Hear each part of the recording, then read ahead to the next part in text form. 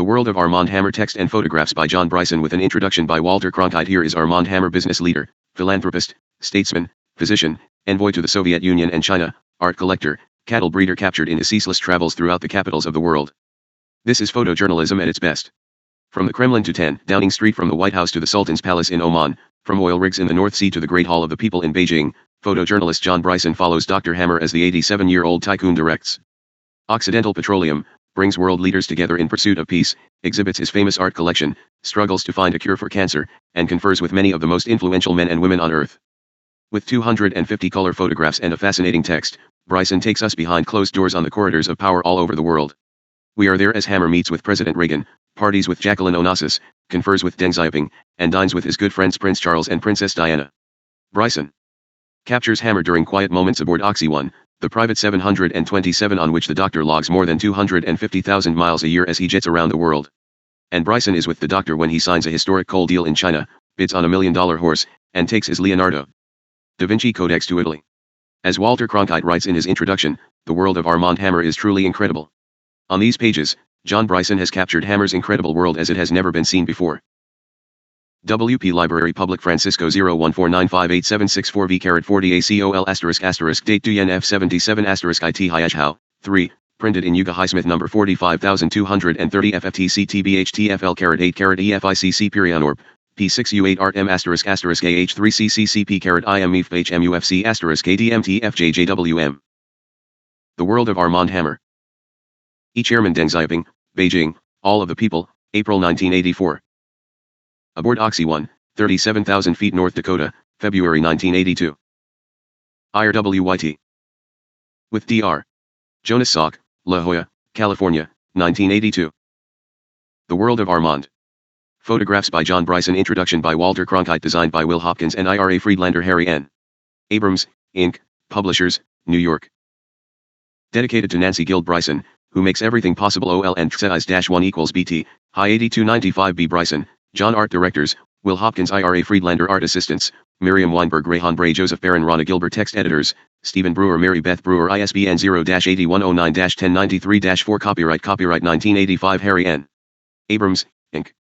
Published in 1985 by Harry N. Abrams, Incorporated, New York. All rights reserved.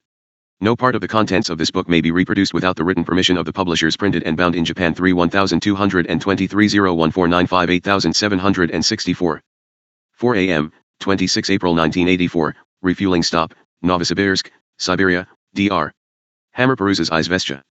Introduction by Walter Cronkite. 19 The plane. 20 The doctor's office. 32 Early days. 38 Home, Los Angeles. 54 The codex goes to Italy. 70 Movers and shakers. 80 The royal family. 90 Russia. 94 Home, Moscow. 126 Arabian horses. 130 The beautiful people. 100 Introduction. With that felicity of phrase for which he won his justified fame, the late Bob Considine in his biography of Armand Hammer at one point referred to him as, at 75, still possessed of his marbles and his beans. A decade has passed since Bob wrote those lines, and so has Bob. But not Armand Hammer. And it is possible now to identify the beans of which he was still possessed at 70 alive and of which he still has in abundance today. They are jumping beans. This incredible man seems perpetually on the move. To say that he commutes to corners of the world that the less traveled would call remote or even exotic is to understate the case. Commuting suggests something plebeian, everyday, ordinary. The train ride back and forth from suburbia, or, in the case of today's international business, entertainment, or social jet set, the supersonic Concorde, or perhaps a private executive jet. That isn't the way Armand Hammer does it. He doesn't really commute anywhere from his Los Angeles headquarters to Moscow or New York or Beijing or Lima. When he goes to all those places and a few score other capitals and commercial and cultural centers, he simply moves the comforts of headquarters and home with him. He travels by a private Boeing 727 with his own bedroom and office and some staff space occupying a huge interior that in its passenger liner configuration would hold 132 people. This is a far cry from his first overseas at Claridge's Hotel, his London lodgings for 60-2 years. Hammer is greeted by the cockeyed doorman as the purring rolls awaits. Trip. He was barely 23 then. He was born in New York's Lower East Side, son of a Russian Jewish immigrant doctor turned socialist and Unitarian. He was a concert-grade pianist, an honor graduate of Columbia Medical School, and already had become a millionaire in the pharmaceutical business he built up while still a student. And that, as any old-timer will tell you, was when the dollar was worth something. $1 million then is worth around $6 million today. His intentions were philanthropic on that first voyage soon after the Columbia graduation, in 1921. He hoped to use his new medical knowledge to help relieve the disease and starvation that had beset Russia in the wake of World War I and its communist revolution. Never did anyone work harder to give something away. He was jailed by the suspicious British trying to isolate the Russian Red Plague, the GER. Mans looked on him with suspicion, and even the Russian representatives in Berlin, xenophobic then as now, held up his visa. Hacking his way through the bureaucratic red tape was only part of the exercise. In contrast to his own magic carpet that now whisks him to Moscow, on that first trip he huddled in a vermin-infested railway coach, lighted only by the candle he had thought to bring along. In Moscow he lived for weeks in a filthy room while trying to beat down the doors of intransigent bureaucrats.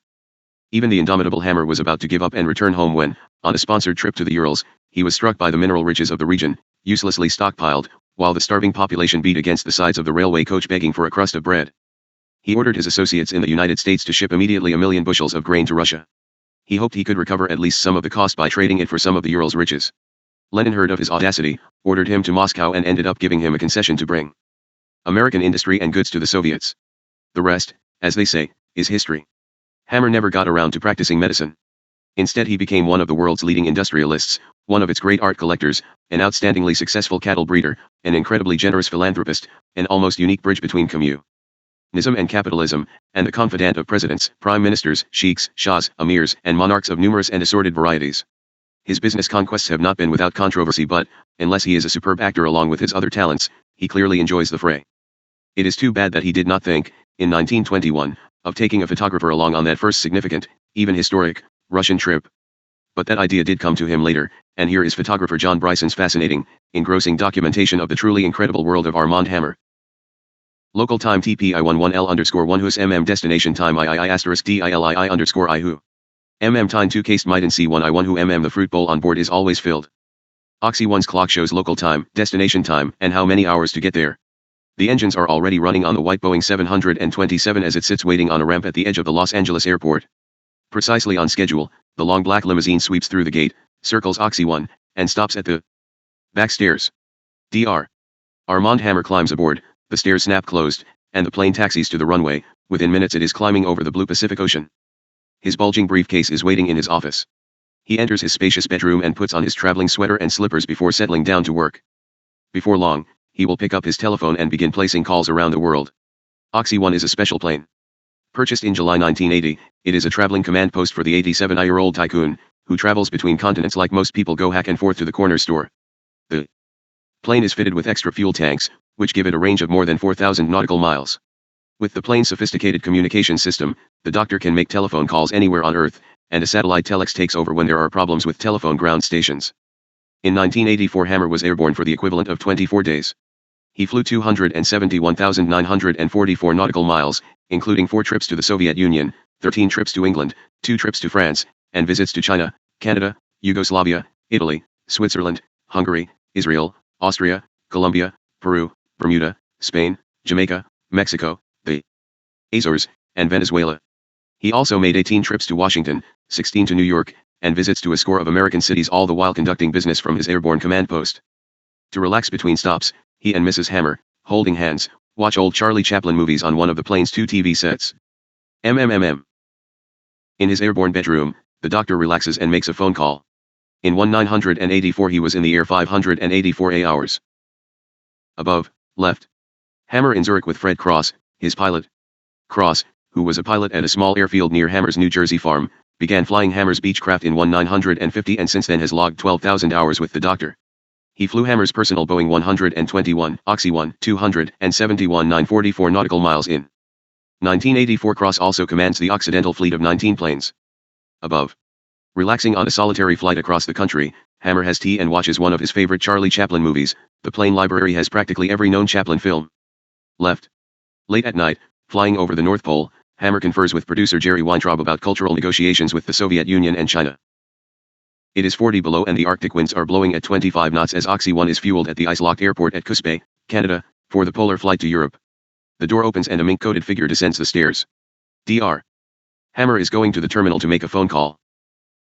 The Hammers arrive at Moscow's Sheremetyevo airport where they are escorted to the VIP buggy while their luggage is whisked through my customs and their passports are quickly stamped.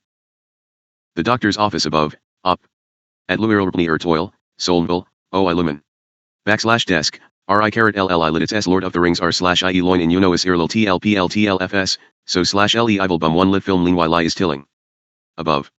I lie and I li /in ils neak York TLM loy /lit rose, Ili, Iboy carat slash L litis not foot, L edin I lavi laimi. Artib dimfnij I, afimibni until, NLS I lihi in June 1921. In me ins, he oct, denial empire in me I sin il at hi. Linlgi, 2 iu2. WLNN in iml, dot il I li. Ini I lu I min ip, lips in u I mclin. I in nli is idled. We I li main elms, 2 aids, metals, dot in 11. IIET at KKS, mil lellers in me ame at an ITZI irials, IIR sits leanrenly dot IK ibns. Mil 3 ns li irlplit illers around lir winnet I in anolari trillerial is 0.1 nu pilolol niptil, li ns ri n sot mean, hilly tie in. Lo, ik slash thuriil, li ines laolri, cii, sliltipalip dot il. I in YNN han, 2, in nun nl lo, li ines, 11 min 1111 in iisu, y, pi me ins I lup dot uni il, in nin 11 I ilulni. I backslash islin ga in a pi 11 ldh4. Oi in may st less dir liner t dot in t-relit it I in ks at nillns elit, m1111 I dollar I m11 at 2 inl in asterisk tie. Lur is l2 lir l dot ipsil. In si11. Il at ilium in t lil nl dot in amarult in cm pearl in, di n li iwo dot in ludet, backslash t id len lil in. In I in lir, il service ols lion, paid nil in t nilly t me. Carat v. Hashtag r. B% slash yi2, br and ar, mmy slash w, foot 67 rr dash n 7v backslash dot. Ia, r, vi he battered pocket calendar hook that charts the hammer sc head. This month, March WHS, he has jotted dot. Trips and meetings in such far-flung places as Grove, California, Washington, D.C., Düsseldorf, Muscat, Paris, Mallorca, Pakistan, and February 1st 1 Monday L asterisk pound Aquamarine my Tuesday WIPN I 1 2 I 4 S asterisk 7 10 13 1, 14 IS 11 I 1 slash 2 2 30 21 23, J. 34 7s 27 3 asterisk V 2 S asterisk slash carat 7 POC. Thursday Friday FSAT UFE 1 JNRYP backslash 8 pound BMI 4 S carat. Dash carat Jave carat ATI 7 backslash TI slash Foj U carat Tealfa 1415 SDCM 22 carat VZ, carat N dot AG pound, K. 5 hashtag PTC 441, RSI 515151 S15151 SMS 1 Su 5151 1985 edition 3 TKTTIIHSTELMC Kwame Houston. PNNSN.TTAMA Mao asterisk MUSA. Fay$.YVJ and Fay, IT. V slash. Dash. JC. Above. A brass plaque is from television religious leader Dr. Robert Schuller of the Crystal Cathedral in Garden Grove, California. Above, right. 3 awards. The small oil pumper is a gift from Coldman, Sachs & Co. Honoring the city service acquisition, the soaring figures are the Chi Industry Council for the City of Hope's Man of the Year Award, and beside it is an award from the Los Angeles Area Chamber of Commerce for Excellence through Energy. Right. Lasma Arabians, of Scottsdale, Arizona, presented the hammers with a dashing statue of a famous Arabian stallion, Basque. Far right. Models of Oxy 1 and an oil well depicting Oxy's first oil and gas field at Lathrop, California, in 1961, cluster in a window with photographs of the famous. Above. A painting by Rubens, Venus Wounded by a Thorn, is behind Hammer's desk. Beneath it are autographed photos of American Presidents Herbert Hoover, Franklin D. Roosevelt, Harry Truman, Dwight Eisenhower, John F. Kennedy, Lyndon Johnson, Gerald Ford, Jimmy Carter, and Ronald Reagan, as well as of Lenin, Pope John Paul II, First Secretary Janos Kddr of Hungary, Prime Minister Margaret Thatcher of Great Britain, Prime Ministers Shimon Peres and Yitzhak Shamir of Israel, President Zia of Pakistan, former General Secretary Leonid Brezhnev of the Soviet Union, King Juan Carlos and Queen Sofia of Spain, President Anwar el-Sadat of Egypt, and Vice Chairman Deng Xiaoping of China. Early days he rates 96 lines in Who's Who, where his occupation is given simply as Armand Hammer, Petroleum Company Executive, Art Patron. Even that accounting of awards, achievements, and decorations does not fully delineate a fraction of Hammer's activities. And should his efforts to find a cure for cancer and to achieve world peace come to fruition, the 87-year-old entrepreneur will have touched every life on earth. Armand Hammer was born on New York's Lower East Side on May 21, 1898. His name, like his life and career, is the stuff of legends. Though Hammer is the epitome of capitalism, his physician father was a dedicated member of the Socialist Labor Party, and legend has it that the baby was named after the party's symbol of an arm and fist holding a hammer. Another widely held story contends that Hammer was named after Arm and Hammer, the famous brand of bicarbonate of soda. Years later he tried to buy the company. Hammer says his father, who was educated in France, told him that he was named after the lover, Armand, in Dumas's novel Camille. The Hammers were Jewish immigrants from Russia. Armand's grandfather, Jacob William Hammer, brought his wife and baby son, Julius, to the United States in 1875 and settled in Branford, Connecticut. Julius Hammer was a remarkable man. At the age of 15, swinging a sledgehammer as a day laborer in a foundry. He joined a labor union and later became a member of the Radical Socialist Labor Party in a period when most Americans regarded socialists as bearded, bomb-throwing anarchists. He moved to New York, seeking opportunity and a chance to make something of himself. Julius found a job in a small Bowery drugstore, applied himself, and focused his mind on learning the business. He became a registered pharmacist and eventually bought the drugstore from his boss. He soon opened 2 more ghetto drugstores, brought his older half-brothers to New York to be trained as pharmacists, and put them to work. Appalled at what he considered to be the exorbitant prices charged by national drug firms for standard medicines, he began manufacturing his own pharmaceuticals in a loft on the Upper East Side. At a socialist outing, Julius met a young widow who had a baby son, Harry, and the couple fell in love. Rose Robinson had been born in Russia and was brought to America as a child. She married the ambitious young pharmacist, and their first child, Armand, was born on the Lower East Side, in a cold water flat above one of Julius's drugstores. Motivated by his socialist ideal that helping mankind was more important than making money, Julius Hammer decided to become a doctor.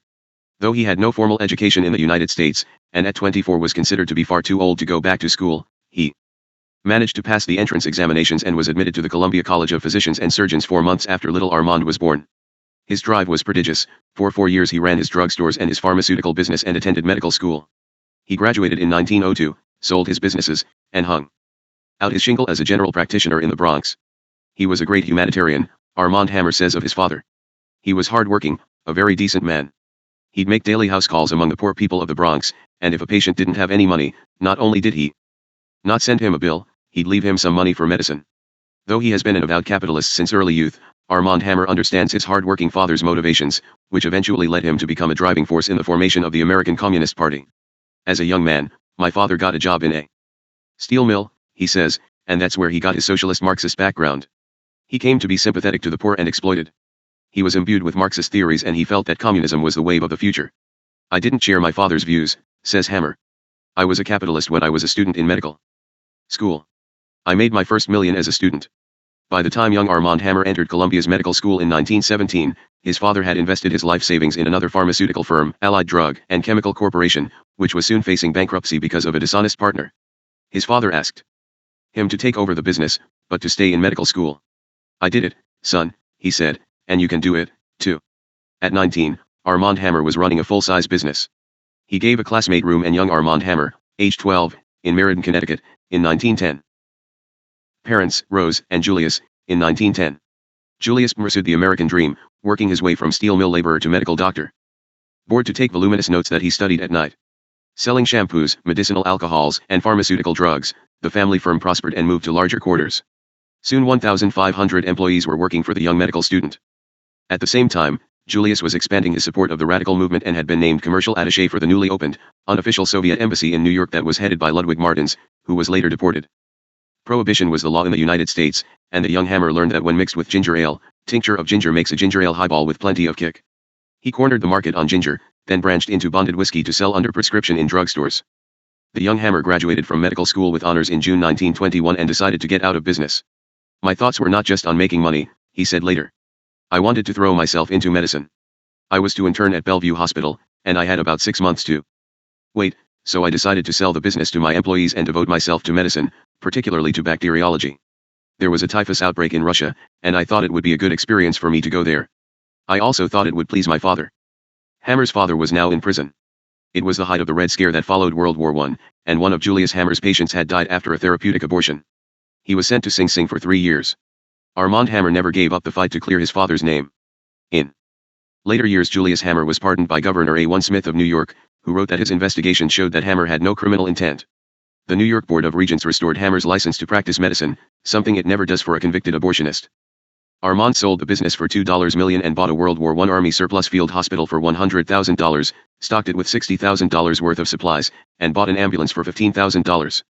When he arrived in Moscow after an excruciating 80-hour train trip from Riga, Latvia, he found that the Russian capital was devastated from the revolution. Moscow was utter desolation, he says in the autobiography he wrote after he left Russia in 1930, The Quest of the Romanov Treasure, Payson, 1932. The stores were all empty, their windows broken, or their fronts hidden by boarding. As we neared the center of the town there were more people but little traffic, save for an occasional wagon and a shabby cab. The people seemed clad in rags, hardly any wore stockings or shoes, but had wrappings of dirty cloth around their feet and legs, others wore felt boots, the children were all barefoot. No one seemed to smile, everyone looked dirty and dejected.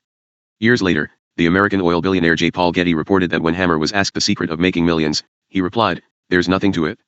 You merely wait for a revolution in Russia. Then you pack all your warm clothes and go there. Once you've arrived, you start making the rounds of the government bureaus that are concerned with trade, with buying and selling. There probably won't be more than 200 or 300 of them." A bureaucrat from the Lauren office deposited Hammer at the Savoy Hotel in a dingy room. Young Dr. Armand Hammer, just before he left for Russia. Portrait of Lenin presented to his young friend Hammer. This picture is taken in the doctor's office. With a bed mid-mattress, but no sheets or blankets, a grease-stained table, 2 rickety chairs, a cupboard, and a population of rats and bedbugs. After a few days of discomfort, illness, hunger, and absentee officials, the young doctor began making plans to leave his field hospital to the Russians and depart the chaos of revolution. Though the Commissar of Public Health painted a dismal picture of medical supply shortages, of patients undergoing operations without tines dieted and OL bandages being sterilized over and over for reuse, Ilamar waited in Moscow for the return of the official in charge of assigning foreign doctors. Ilamar was invited to join a group of Soviet advisors who were being sent to the Urals to report on conditions there. This trip changed his life forever. He refugees he saw on the 3-day train trip to Yekaterinburg, now Sverdlovsk, were the characters in a nightmare he would never forget. Cholera, typhus, and all the epidemics of childhood were rife among them, Hammer wrote. I had imagined that my professional training as a physician had steeled me against human suffering, but the first vision of those refugees struck me cold with horror. During our 24-hour stay in the station yard of Yekaterinburg, on our comparatively comfortable train, comparatively well stocked with food, I received direct eyewitness knowledge of what a Russian famine meant. Children with their limbs shriveled to the size of sticks and their bellies horribly bloated by eating grass and herbs that they were unable to digest clustered around our windows begging piteously for bread for life itself in a dreadful, ceaseless whine. We could not help them. The busy stretcher bearers carried the dead into one of the railway station waiting rooms, where they were stacked up in tiers. Corpses, stripped naked, because their clothes were too precious to waste, lay in heaps. The carrion crows and vagrant dogs fared well. To complete the tragic picture, there were grim tales of cannibalism, of mothers driven frantic, killing one child to keep the rest alive, and worse still, of butchers selling human flesh for profit. But, as the train crawled through the Urals, one Lamar saw vast stocks of minerals, platinum, semi-precious stones, and furs. When he asked the Russians why they did not sell the materials to buy grain, they answered that it would take too long to sell the goods and purchase food. American grain was selling for under $1 a bushel. So I asked the local officials, how much grain do you need to feed the whole population? They said 1 million bushels.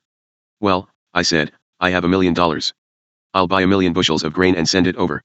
And as each ship comes, you load it with something I can sell, to pay me. It was 1921 and I was 23 years old. The astonished and grateful Russians called a meeting of the Ural-Ekaterinburg Soviet and signed a contract immediately. A few days later, the official in charge of the train trip began receiving a message over the telegraph ticker directly from Lenin in Moscow. What is this we hear about a young American chartering grain ships for the relief of famine in the Urals? Replied the official, it is correct. Lenin, do you personally approve this? Yes, said the official, I highly recommend it. Very good, was Lenin's reply. I shall instruct the Foreign Trade Monopoly Department to confirm the transaction. Please return to Moscow immediately. When Hammer returned to Moscow at the end of August 1921, he received a summons to report to Lenin's office at once. Passing through the Troitsky Gate of the Kremlin, and scores of sentries, he was ushered into Lenin's office by Glasser, a small hunchbacked girl who was the leader's private secretary. Lenin rose from his desk and came to meet me at the door, Hammer wrote later. He was smaller than I had expected, a stocky little man about 5 feet 3, with a large dome-shaped head, wearing a dark gray sack suit, white soft collar, and black tie. His eyes twinkled with friendly warmth as he shook hands and led me to a seat beside his big flat desk. The room was full of books, magazines, and newspapers in half a dozen languages. They were everywhere, on shelves, on chairs, piled up in heaps on the desk itself, save for a clear space occupied by a battery of telephones. During the hour or more our conversation lasted, I was completely absorbed by Lenin's personality. As they talked in English, the Russian leader picked up a copy of the magazine Scientific American. Look here, he said, running through the pages. This is what your people have done. This is what progress means: building, inventions, machines, development of mechanical aids to human hands. Russia today is like your country was during the pioneer stage. We need the knowledge and spirit that has made America what she is today. I heard you wanted to do medical relief work. It is good and greatly needed, but we have plenty of doctors. What we want here are American businessmen who can do things as you are doing. Your sending us ships with grain means saving the lives of men, women, and little children who would otherwise helplessly perish this winter. To the gratitude of these agonized people I add my humble thanks on behalf of my government. What we really need are American capital and technical aid to get our wheels turning once more. Is it not so? The Civil War slowed everything down and now we must start in afresh. The new economic policy, NEP, demands a fresh development of our economic possibilities. We hope to accelerate the process by a system of industrial and commercial concessions to foreigners. Someone must break the ice. Why don't you he the first? Foreign concessionaire under our new economic policy. Lenin and Hammer worked out plans for Hammer to take over an asbestos mine he had seen in the Urals. They sped up the bureaucrats, so that Hammer became the first American businessman to receive a commercial concession from the revolutionary government. Hammer wrote his impressions of Lenin. I somehow expected to meet a Superman, a strange and terrible figure, aloof and distant from mankind. Instead, it was just the opposite. To talk with Lenin was like talking with a friend one knew and trusted, a friend who understood. His infectious smile and use of colloquial expressions, even slang, his sincerity and natural ways, put me completely at my ease. Lenin has been called ruthless and fanatical, cruel and cold. I refused to believe it. It was his intense human sympathy, his warm personal magnetism, and utter lack of self-assertion or self-interest that made him great and enabled him successfully to hold together and produce the best from the strong and conflicting wills of his associates. Hammer saw Lenin once more, briefly, in the summer of 1922. Mama Rose visits Hammer, my S.M., the asbestos king, at his mine in the Urals, 1923. While passing through London, returning to Moscow from a trip to New York, Hammer noticed a bronze statuette in the window of the Leonard Partridge Antique Store on New Bond Street. He thought the statue, a monkey seated on a volume of Darwin's Origin of Species, holding a human skull in its hand, would make a nice gift for Lenin. Lenin was amused by the symbolism and remarked, if instruments of destruction continue to grow, one day there will be only monkeys on Earth. In view of the present danger of a nuclear holocaust, Lenin's prescience was remarkable. With Lenin's blessing, Hammer began to prosper in the Soviet Union. Bureaucrats either became available to Hammer or he was able to bypass them. The Foreign Office moved him from the seediness of the Savoy Hotel to the Sugar King's Palace, an opulent mansion across the river from the Kremlin. The palace had once belonged to a wealthy Ukrainian who had cornered the sugar market in Tsarist days. It is now the British Embassy. Besides the asbestos mine concession, his mother, Rose, called him, my son, the asbestos king. Hammer organized the Allied American Corp. Al-Americo, and made a 50-50 joint venture with the Russian trade monopoly, Vneshturg. He became the official representative in the USSR for 38 American companies, including Alice Chalmers, Ford, U.S. Rubber, Underwood typewriters, and Parker Pen.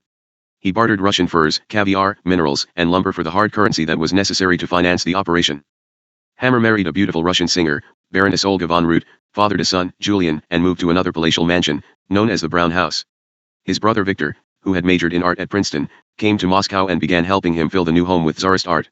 In Moscow, Armand says, people didn't have money, they would bring their things into commission shops and put them in the heart of the Urals. Hammer's asbestos miners pose for a portrait. 46 on sale for whatever they would bring. The government, hard up for cash, was doing the same thing, emptying some of the rooms of the Romanov palaces to make quarters for government offices. There were very few buyers, mainly the embassies and Armand Hammer. At that time, all pencils in Russia were imported. Since Lenin had announced that one of the goals of the Soviets was to teach each Russian to read and write, Hammer received permission to start a pencil factory using technology and technicians that he wooed away from the Faber pencil cartel in Germany. Within 6 months Hammer's pencil factory began turning out $2.5 million worth of pencils a year. By the next year the output was $4 mil *lion. The plant is still operating. In 1925, Hammer had 5 factories in Russia making pens, pencils, and other stationery. Lenin died in 1924. But he had written to Stalin about young Armand Hammer, fully support these persons and their enterprise. This is a small road to the American business world and we must do everything to utilize this path. When Stalin started to change Lenin's new economic policy, Hammer recognized that the writing was on the wall. In 1930, he took his wife, an infant son, and left Russia. I couldn't do business with Stalin. Stalin didn't understand the importance of business, says Hammer. Lenin had died, and one had lost my friend. One sold out, and they let me take my personal belongings, including my art treasures, with me. My warehouses were full of all I had collected. From 1930 on, I had no international business. I did not return to Russia for 31 years.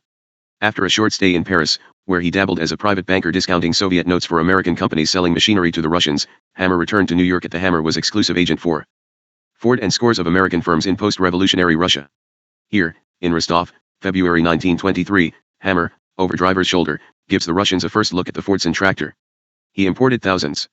Young Commissar Anastas Mikoyan, second from left, black coat, fur hat, looks on.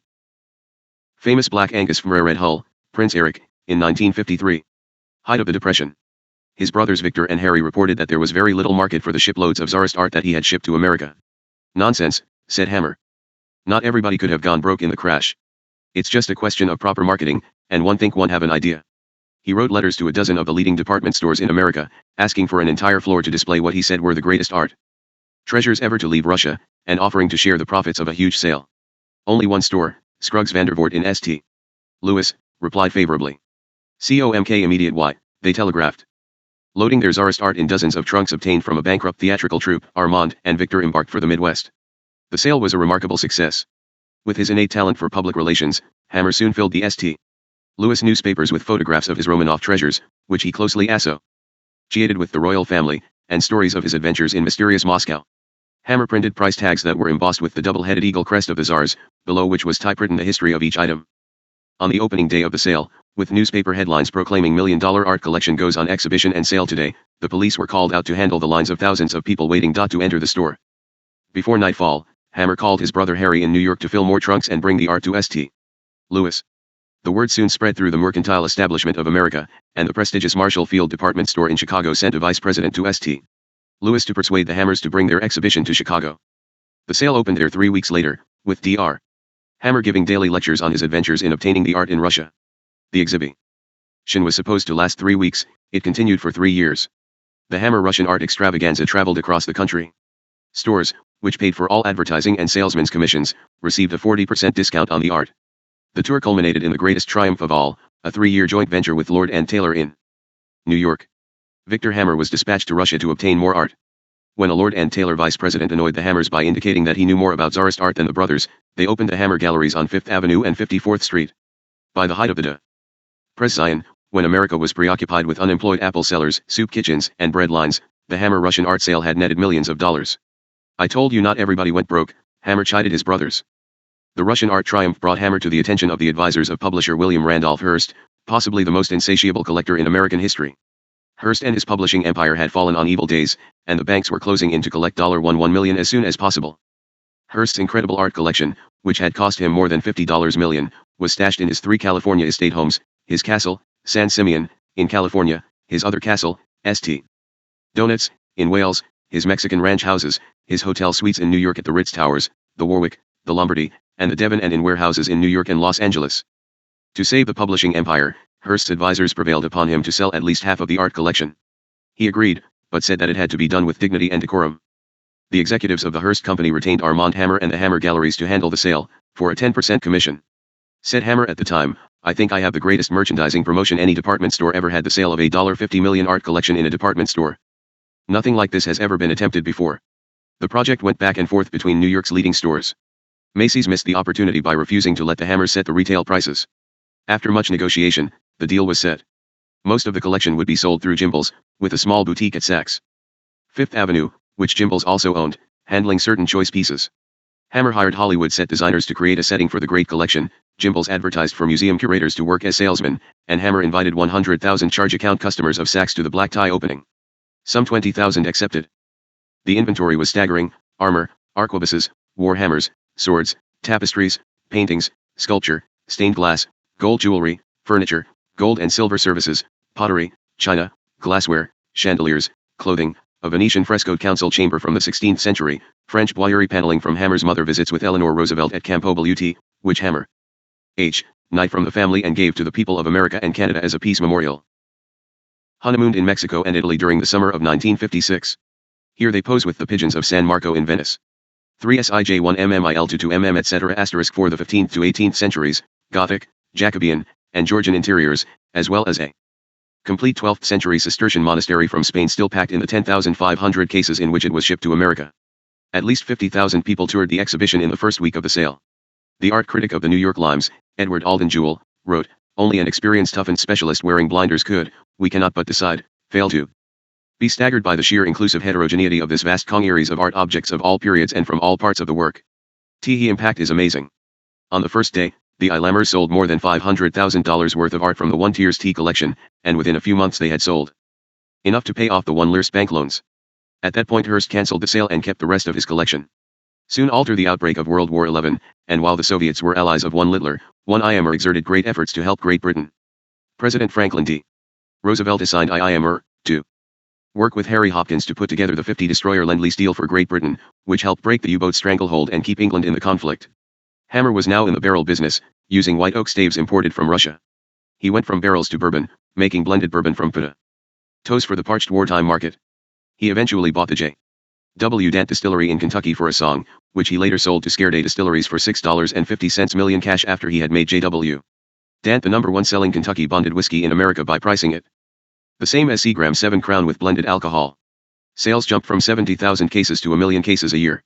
One IMer learned about thoroughbred breeding and artificial insemination while he was dickering to buy the world's prize Black Angus Hull, Prince Eric, for whose offspring Hammer had a standing offer of $5,000 each. The recalcitrant owner was trying to overcharge him, asking an exorbitant price, even though the bull had stopped breeding. Hammer remembers when his longtime veterinarian, Dr.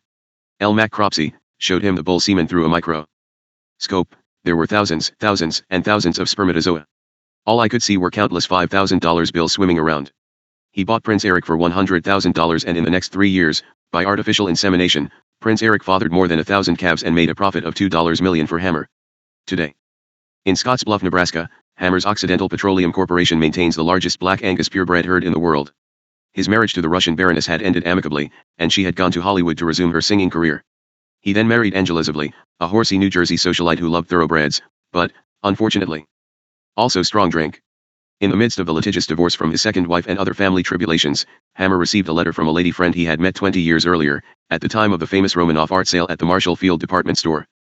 Frances Tolman wrote from Westwood, California, where she had moved from Mount Elam, Illinois, after her physician husband had died. She wrote that she had read of Hammer's troubles in, of all things, the Police Gazette, and asked if she could help him in any way. She gave her address, but not her phone number. "You know Armand, he's very impatient," she says. "He couldn't get the phone number. The next thing I knew I looked out and he was walking up the driveway. We've been together ever since." So Armand Hammer decided to retire in 1956 and to live happily ever after. However, as Hammer was lolling around Southern California, swimming and sunbathing and growing bored, a friend suggested at a cocktail party that as a possible tax shelter he should take a look at a small struggling oil company, Occidental Petroleum. Hammer scanned the balance sheets, and though the 600,000 shares were listed at a value of slightly over $100,000, he deduced that the true value of the company was only around $34,000. Hammer thought it unwise to buy stock at 18 cents a share, but the Hammers decided to loan the struggling company $50,000 for a 50% interest to drill 2 wells, figuring that if they were dry holes, the venture could be written off as a tax loss. Both wells hit. The stock jumped to $1 a share and Hammer began buying. When there was another chance for Occidental to buy a small field with 9 producing wells from a cash-pressed wildcatter, Hammer went in with a New York real estate man for $1 million, with the same 50% interest. The day after the agreement was signed, Hammer invited his attorney, Arthur Groman, to ride with him to Dominguez, California, to take in the White House. Hammer chats with President Lyndon B. Johnson. Hammer was sent on a presidential mission to Moscow in 1961 to meet with Russian leader Nikita S. Khrushchev. With King Idris in his palace in Tobruk in 1966. After hitting 3 dry holes, even some Oxy directors began calling the Libyan operation Hammer's folly. A few weeks later the company hit its first billion-barrel oil strike. Hammer meets in the White House with President Richard Nixon. A look at the 9 wells. On the way, Hammer told the driver to stop at a drugstore. "I want to get a Polaroid camera," he said. When the attorney asked why, Hammer replied, "Because I've never seen a producing oil field up close in my life, and I want to get some snapshots to show Frances her oil wells." Hammer worked out a stock deal with an old-time drilling contractor named Gene Reed, whose drilling rigs were already heavily mortgaged. "I've always wanted to be worth $1 million, but after 30 years I've never made it," said Reed. "I have a feeling I'll make it with you." When Reed died in 1979, he was worth $30 million, all made on Occidental stock. Hammer bought the Mutual Broadcasting System in the golden days of radio, signed Walter Winchell and Kate Smith, and sold it a year later for $1.30 million profit. By now, he was beginning to think of retirement. Occidental was rolling by 1961. Near Lathrop, in California's Sacramento Valley, Occidental hit the second biggest gas field in California, worth $200 million, where larger oil companies had hit dry holes. Hammer found phosphate in northern Florida where none had been found before, combined that with sulfur he obtained when he purchased the Jefferson Lake Sulfur Company in Texas, and went into the fertilizer business. In 1961, President Kennedy and Secretary of Commerce Luther Hodges sent Hammer on a trade mission to the Soviet Union. It was his first trip to the country since his departure in 1930. On the way home, he stopped off in Libya. "I saw what was happening in Libya," said Hammer, "and I wanted to get in on it." 5 years later, in the royal palace in Tobruk, King Idris said to Hammer, "Allah sent you to Libya." Occidental, drilling again where Mobil Oil had given up, had hit its first billion-barrel field. The company was already exporting more than 500,000 barrels of oil a day from the Desert Kingdom and was headed for 1 million barrels a day by 1970. Occidental Petroleum had become one of the largest international oil-producing companies in the world. The king was overthrown and banished in September 1969 by Colonel Muammar al-Gaddafi. The years since have not been easy. Gaddafi's radical government threatened to confiscate the company's properties unless Occidental paid higher taxes and increased the price of oil. When Occidental capitulated, the rest of the major oil companies were forced to follow suit. Says Forbes magazine, in retrospect, Oxy's Libyan settlement may have been the most important single event since the end of World War II and one that marked a turning point for the modern world. Hammer and Occidental hit again in the North Sea, where the output from its Piper, Claymore, and Scapa fields have exceeded 290,000 gross barrels a day over the past 7 years. In 1984, the company announced still another billion-barrel strike, this time in the Kino-Lamen field in the jungles of Colombia, another area where major oil companies had tried and failed. Occidental, like Hammer himself, is something of an enigma, says Forbes. Its growth record has been astounding is the only word for it. In May 1985, Hammer signed a letter of intent on behalf of Oxy with Royal Dutch Shell to sell one half of his Colombian discoveries for $1 bil. Lion. The Wall Street Journal called the Kino-Lamen strike in Colombia Occidental's black gold mine. Forbes said Kino-Lamen was Armand's new elephant, adding, neither age nor mounting criticism dims Armand Hammer's perpetual optimism. In the interview, Hammer estimates that the Kino-Lamen discovery has bled the $2.8 billion worth of Oxy. Besides Occidental and the oil business, the chemicals business, the fertilizer business, the beef business, the plastics business, the Arabian horse business, and all the other facets of his operations, Hammer sits in the middle of a world of scurrying secretaries and vice presidents, takes and sends endless phone calls and telexes, flies all over the globe, pulls together art collections, endows cancer research and charities, and makes ceaseless efforts to bring world leaders together for one last chance at peace. There is incredible energy, awesome intelligence, and terrible toughness, also kindness, impatience, humor, and a prodigiously small taste for fools. I work 14 hours a day, 7 days a week. It keeps me young, it keeps me excited, it keeps my glands functioning, says the 87-year-old man of the 80s. I never feel my age, especially when I am about to make a deal. A meeting with Russian leader Leonid I. Brezhnev. In Moscow in 1973. Los Angeles Setim 0 Hopes JFCJPLOPUH, XJIK via asterisk B Senior. Home, Los Angeles. The Hammers have 3 homes, the main residence in Los Angeles, the Lit Thai house in New York's Greenwich Village, and the apartment in Moscow.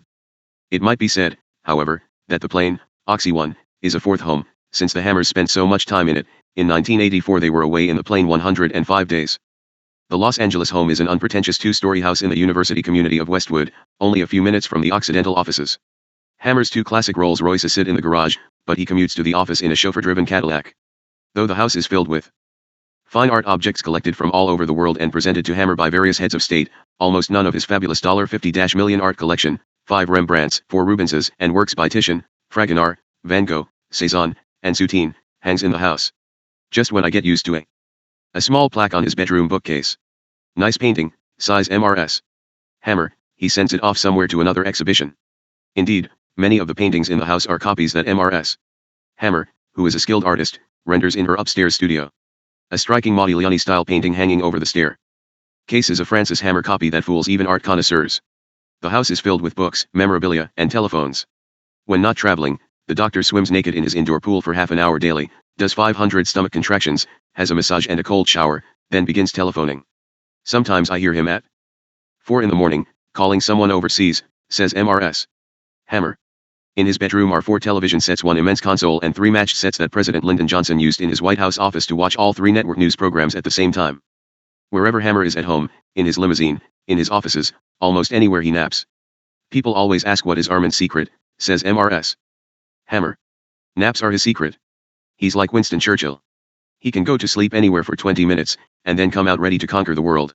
At breakfast, Hammer has his coffee with the morning paper, beneath Monet's rain. Above. The Hammers dine in their Westwood home. Right.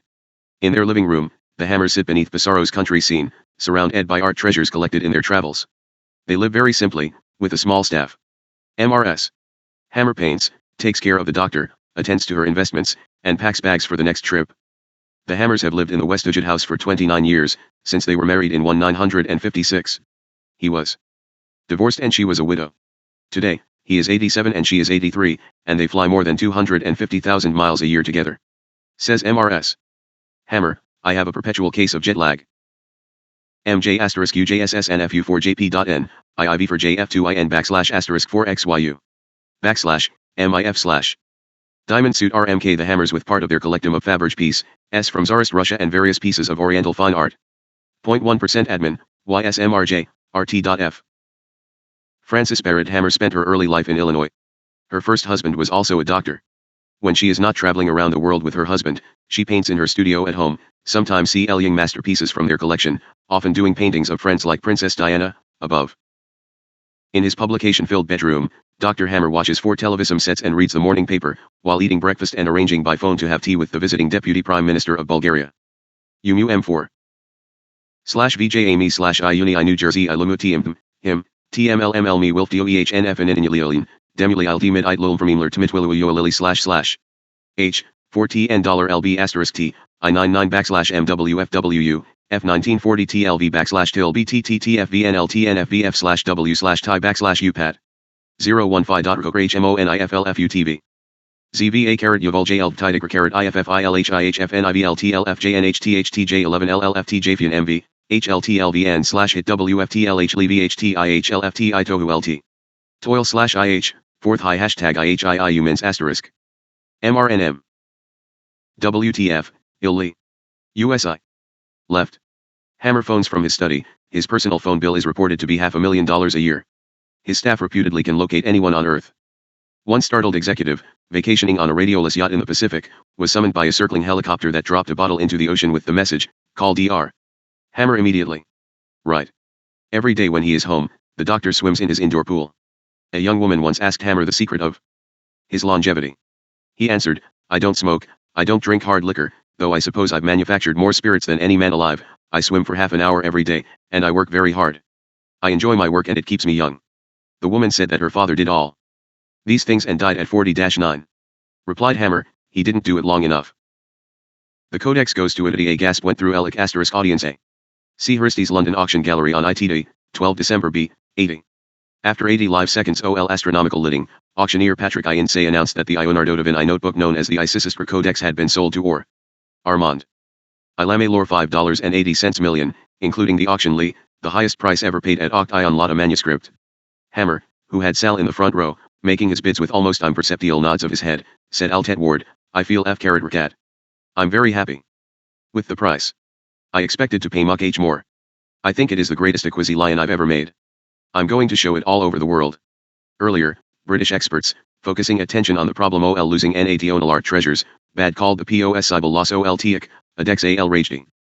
16th century notebook contains 72 pages OL handwritten notes and sketches by Leonardo, in reverse mirror writing, exploring the color of the sky, how the moon is lit, canals, dams, the drainage of swamps, astronomy, cosmology, geology, the electy of ides and the principles I1 of apparation and C seamed in Salion. Hobbies, the theory of the siphon, snorkels, and the concepts OL steam power and submarine warfare. Since 1717 it had been the property OL the by LSOLI Eister, unavailable to the public. But now the manuscript had been put up for sale to satisfy British death duties on the estate. British authorities ordered a 3-month delay in granting an exploitee license while attempting to keep the 470-year-old Teodex in England. Ilame agreed to show the manuscript once a year in the LJ United King I am route to Italy, with members OJ, Li, Accidental Horde O, I rectors. IHR. Ilame sits next to the massive codex container. Prior to the arrival OJ the codex, Italian scholars and Alitaeans had hinted that perhaps it should be left in Italy forever. Later, when President Sandro Pertini presented Ilame with lady's highest decoration, the I-header promised that the codex would go to Italy for exhibition every 5 years. At Pisa airport, surrounded by soldiers, carabinieri, and plainclothesmen, Occidental security agents David Shields and Lyd Birch bring the codex seemed anchored down from Oxy 1 as the wellining Italians wait in armed anticipatum. Above. Machine pistol-toting guard at Pisa airport as the codex is loaded for the trip to Florence. Right. The best laid plans. The speeding convoy is halted at the toll station at the entrance to the autostrada, as security men scramble to forestall a possible ambush. DOM and obtained permission from Prime Minister Margaret Thatcher to exhibit it in Washington's Corcoran Gallery in honor of President Reagan's inauguration. Nancy Reagan cut the ribbon. Renamed the Codex Hammer by renowned Leonardo scholar Professor Carlo Pedretti of UCLA, the manuscript then went home to Italy for the first time in 265 years. Pedretti returned the codex to its original form of 18 sheets 4 pages to a sheet as it had been when Leonardo compiled it, and had the sheets mounted in plexiglass modules so that, at a press conference in Florence's Museum of the History of Science, Dr. Hammer exhibits the specially designed display modules of the sheets from the codex before they are put on exhibition at the Palazzo Vecchio. All of the 72 pages could be seen and studied. Hammer brought the codex back to Italy to be exhibited for 3 months in Florence's Palazzo Vecchio. In a specially built, environmentally controlled container, designed to maintain constant humidity, the codex was flown to Pisa, the nearest airport large enough to accommodate Oxy 1. An army of security agents with machine guns and sawed-off shotguns guarded the arrival against the radical Red Brigades and thieves. With Flashing lights and screaming sirens, the convoy took off for Florence. The codex was home again. ORFVF/F_TJB/T/HRRF *IRF *4 F4AMNVH high T 4-7 3 SJDSFRFIR2V WRA X J \V.V.I.VR FVJFJ/W pound RLJJHRFMFCVFTF WWF J.VT/14 THR4 1 5 star.CTHPT TTPTTNVT -Y4WF WVF A off JKJ #X 1A1VVJWAO/T right free AFFR IJNT/IMO/YRRAJ0HV75W *IRIUJ Diamond suit /R /R/JTTYR1 /TROH LUM AR/JVWJS/F/HVRFV #VAIYFLIVJWO A UAF4FNI WHV VCJJVWJW WRP SWAIO/WV /and/ RYRIVT UMR AI FWFWYOMRU/JSCU FRRAN I WVJ TF V4V.FW.VHWY *J.VFF *1 Phi W.V *** dot dash ** W ** 4-1.1 WMF pound 3 AFTRTOLV/F YAYFFY of FVFTV FLAVNV FWV AYQPTR/* \J _XUTTFFWTWL1IV *Y/A4/Y and pound W fair AP W/IFT/TATFHA/lil LRTR plus FFJ7I $year IW #/R40 and /Y/FV V olrdy.IWH4VB VWPWAVTJYRF y *F-RF_______ Y \pound min /IIFAW EFIT /R art O V without /R/I TID AFVIR jo WATX after a *FAIX ya \V I degree Y NV /O if ER 0 and a XM44 W UMU4 YRE J J HVLFFKF.FB 4H7 to the power of 7 4 YH J AF I.JRE A 4 7 A/ AWUJI/ VF0 # W *NFU MB V ILVIO SWIRWRF IJIL JJBFYB plus /BFP /new AVNR /FHJ V Sijo U registered WTVO /at/HIOJV /FVW 7 ALF VYV Ort AFY O Jo /N dot /BAF *T Phi /1 */ oct FRVTTVF NL to \V FA TVVWJFTI if R *KVRFJVNNH I4 LPRVFW 4 JNVLRRV of /RTV /WJW /UFTHNV /J-7 /FP70LL /VP FA star -RHV equals W *JU /V /TR7 /TH4 W AOCFO /RO /RCOFI HR \FA *O /H VHWL RFL /VYRW *N /JWF RF/VFF *PL \VFVRRWF VRN /H *RFI *FTFNURP W NRO RTVF FA plus PFARTPVWFTV RVO SWVVIRA M V /*A% FW dot who /HM/W 0 R/RW LMFV VFIYJCL V JJV RL *it TRRRCFYV VSFT 4 /RH foot *1 V /V/IR /-7 off AR4 I if art JRA 0 \V VVS IHIW /F null KARK /I /FRF diamond suit degree.T degree L1-K plus *VWIW5EW VM 0 WNVRRVV *VRIFFUIWSWXRFDVWLLRTF TR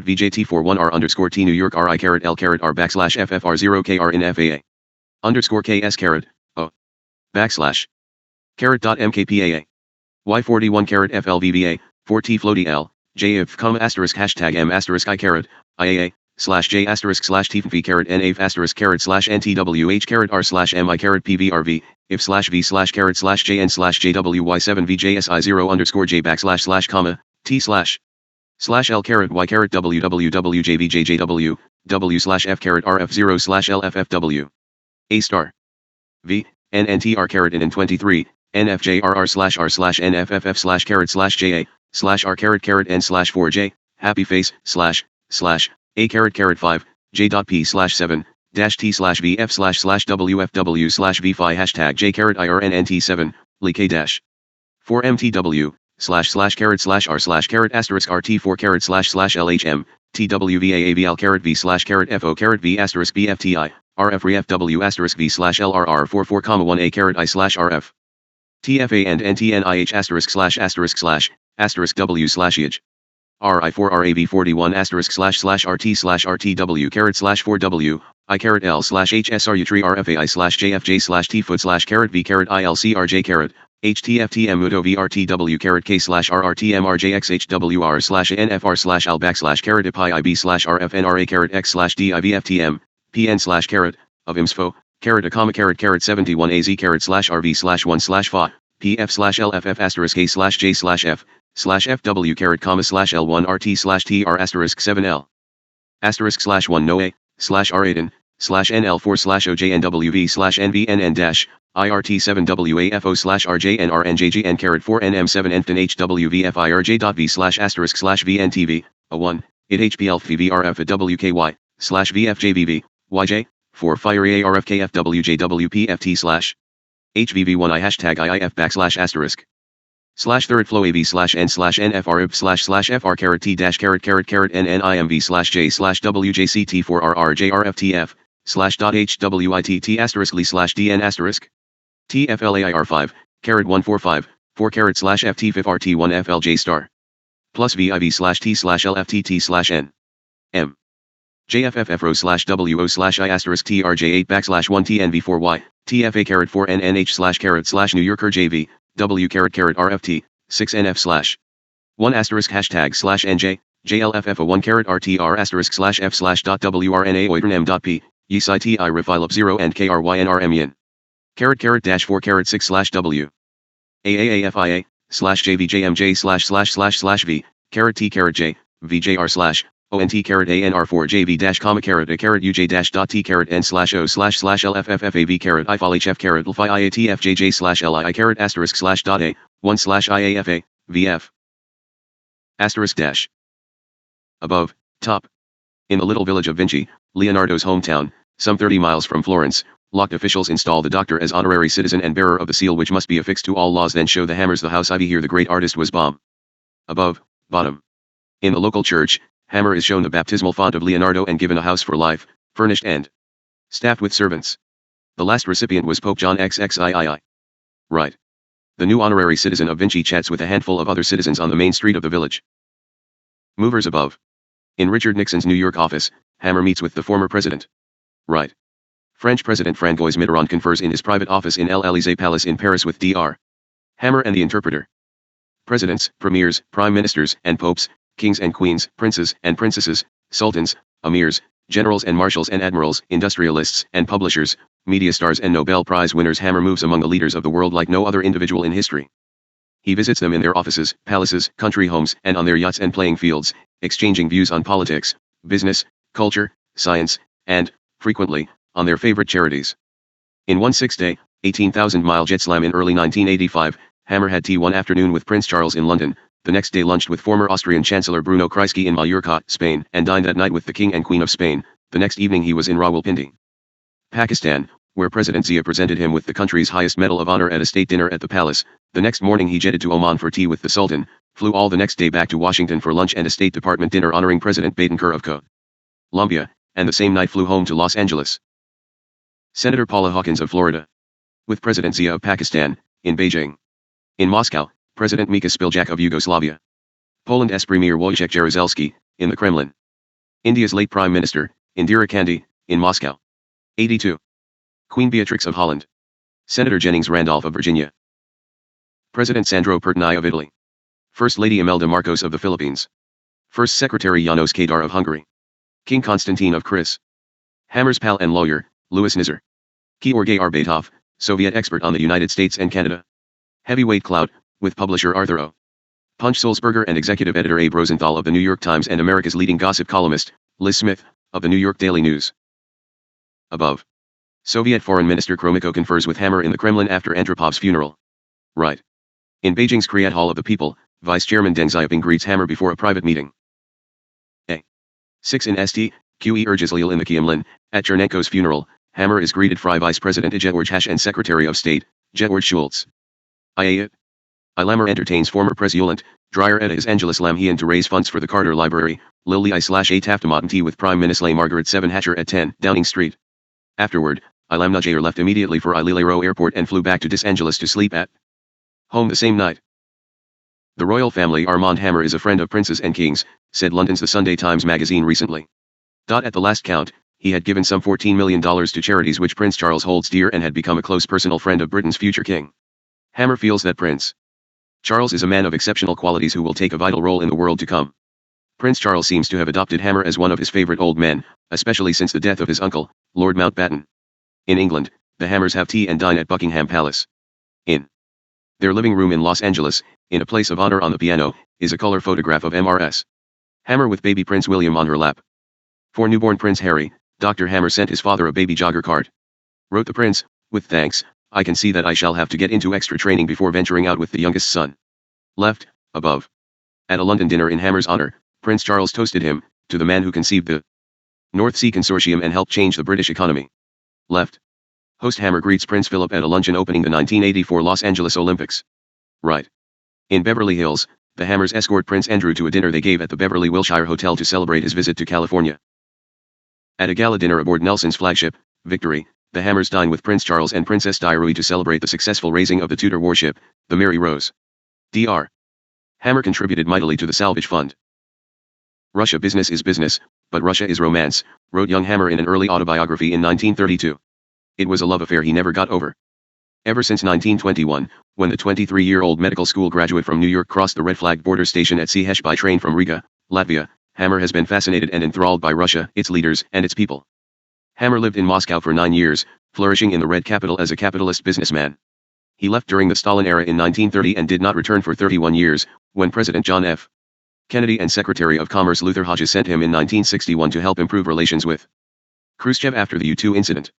Business rekindled the old romance, and by 1973 Hammer had concluded a $20 billion fertilizer transaction. In 1 year, he made 12 trips to the Soviet Union. He is one of the few private American citizens who can bring their own jets into the country, and the Soviet leaders have provided him with an apartment within walking distance of the Kremlin. With all of his ties to Russia, including a physician father who helped found the American Communist Party, Hammer has never embraced communism. "I never bought it," he says. "When I talk to the Russians I always tell them that I am a capitalist. That I believe in capitalism, and that I don't believe their system works." The Russia he sees today is vastly different from what greeted the young doctor when he got off the train in the revolution-gutted city in 1921. "Moscow was utter desolation," he says. "The streets were almost deserted and great holes yawned in the roadway and sidewalks. The houses looked." Hammer could see the Kremlin and the Moscow River from the house where he lived in the 20s. FTI, T*JBY1M*I at J*L pound, KH La Pi 1 high RA. Ready to fall to pieces, unpainted, many with patches of plaster falling away, and roofs half stripped of tiles. On many streets the walls and fronts of the houses were scarred by bullets of rifle and machine gun fire. His life and work in Russia flourished after he obtained 1 million tons of grain for the starving people in the Urals, and he came to the attention of Lenin. "We don't need doctors. We need businessmen like you," said Lenin. "We are going to give concessions to foreigners, why don't you be the first?" In the years that followed, Hammer lived in a palace overlooking the Kremlin. He held passbook number 1 in the Soviet State Bank. He was the sole agent in Russia for scores of major American companies. He filled his house with Russian art, and he married a beautiful baroness. Today, as one of the few living acquaintances of Lenin, he is a folk hero in Russia. His luggage is waved through customs at Sheremetyevo Airport. His Chaika limousine is ushered through police lines when the driver murmurs, "Dr. Hammer." And in a hit play at the Moscow Art Theater, the young Hammer is depicted meeting with Lenin in the Kremlin. Business is business, but Russia is romance. Left. The doctor visits the place where he lived in the early days in Moscow, known then as Th Sugar King's Palace, after the rich man who owned it before the revolution. Today it is the British Embassy. Right, top. The head of the Russian State Bank, Vladimir S. Alkamuev, welcomes Hammer to his office with a Russian art book. Right. Walking down the stairs of the Pushkin Museum with the mayor of Moscow, Vladimir F. Promislov, right, after they cut the ribbon for the opening of the Moscow showing of the Codex Hammer. Above, top. Hammer is escorted through the crowds of Muscovites by the guard commander. Above, bottom. He pays tribute to his friend Brezhnev as crowds watch the changing of the guard at Lenin's tomb. After attending the funeral of his friend Soviet leader Leonid Brezhnev, on 14 November 1982, Hammer returned to the grave behind the Lenin Mausoleum on Red Square to deliver a personal eulogy for the departed head of state. Accompanied by American Senator Robert Dole and a few colleagues, Hammer was greeted and escorted into the sealed area by the commanding officer of the guard. Hammer remembered the funeral of Lenin. This mausoleum was built in 2.5 days, with constant shifts of workmen toiling day and night. It was a period of intense cold, between 30 and 40 below zero Fahrenheit. In endless procession, Hammer reads his handwritten eulogy day and night alike. The people of Miss for Brezhnev cow filed through to pay their final tribute. 750,000 men, women, and children formed that silent river, flowing through without a break. No king or emperor or pope ever received such final homage. 99. The Hammers are treated to a piano recital by one of the star pupils at a school for the children of workers at the pencil factory. Right. The Hammers receive the traditional Russian welcome offering of bread and salt. This was a sentimental journey for the American tycoon. In the 20s, during his early days in Russia, an important commissar had told Hammer that a major government goal was to teach every Russian to read and write. Knowing that there was no pencil factory in the country, Hammer said he would like to obtain a license for the production of pencils. Because there were no skilled technicians in Russia at that time, and the manufacturing techniques were secrets of foreign cartels, Hammer wooed pen. The doctor autographs a Russian-language copy of his autobiography for the director of the pencil factory. SIL experts from the big Faber plant in Nuremberg, Germany, to launch the project.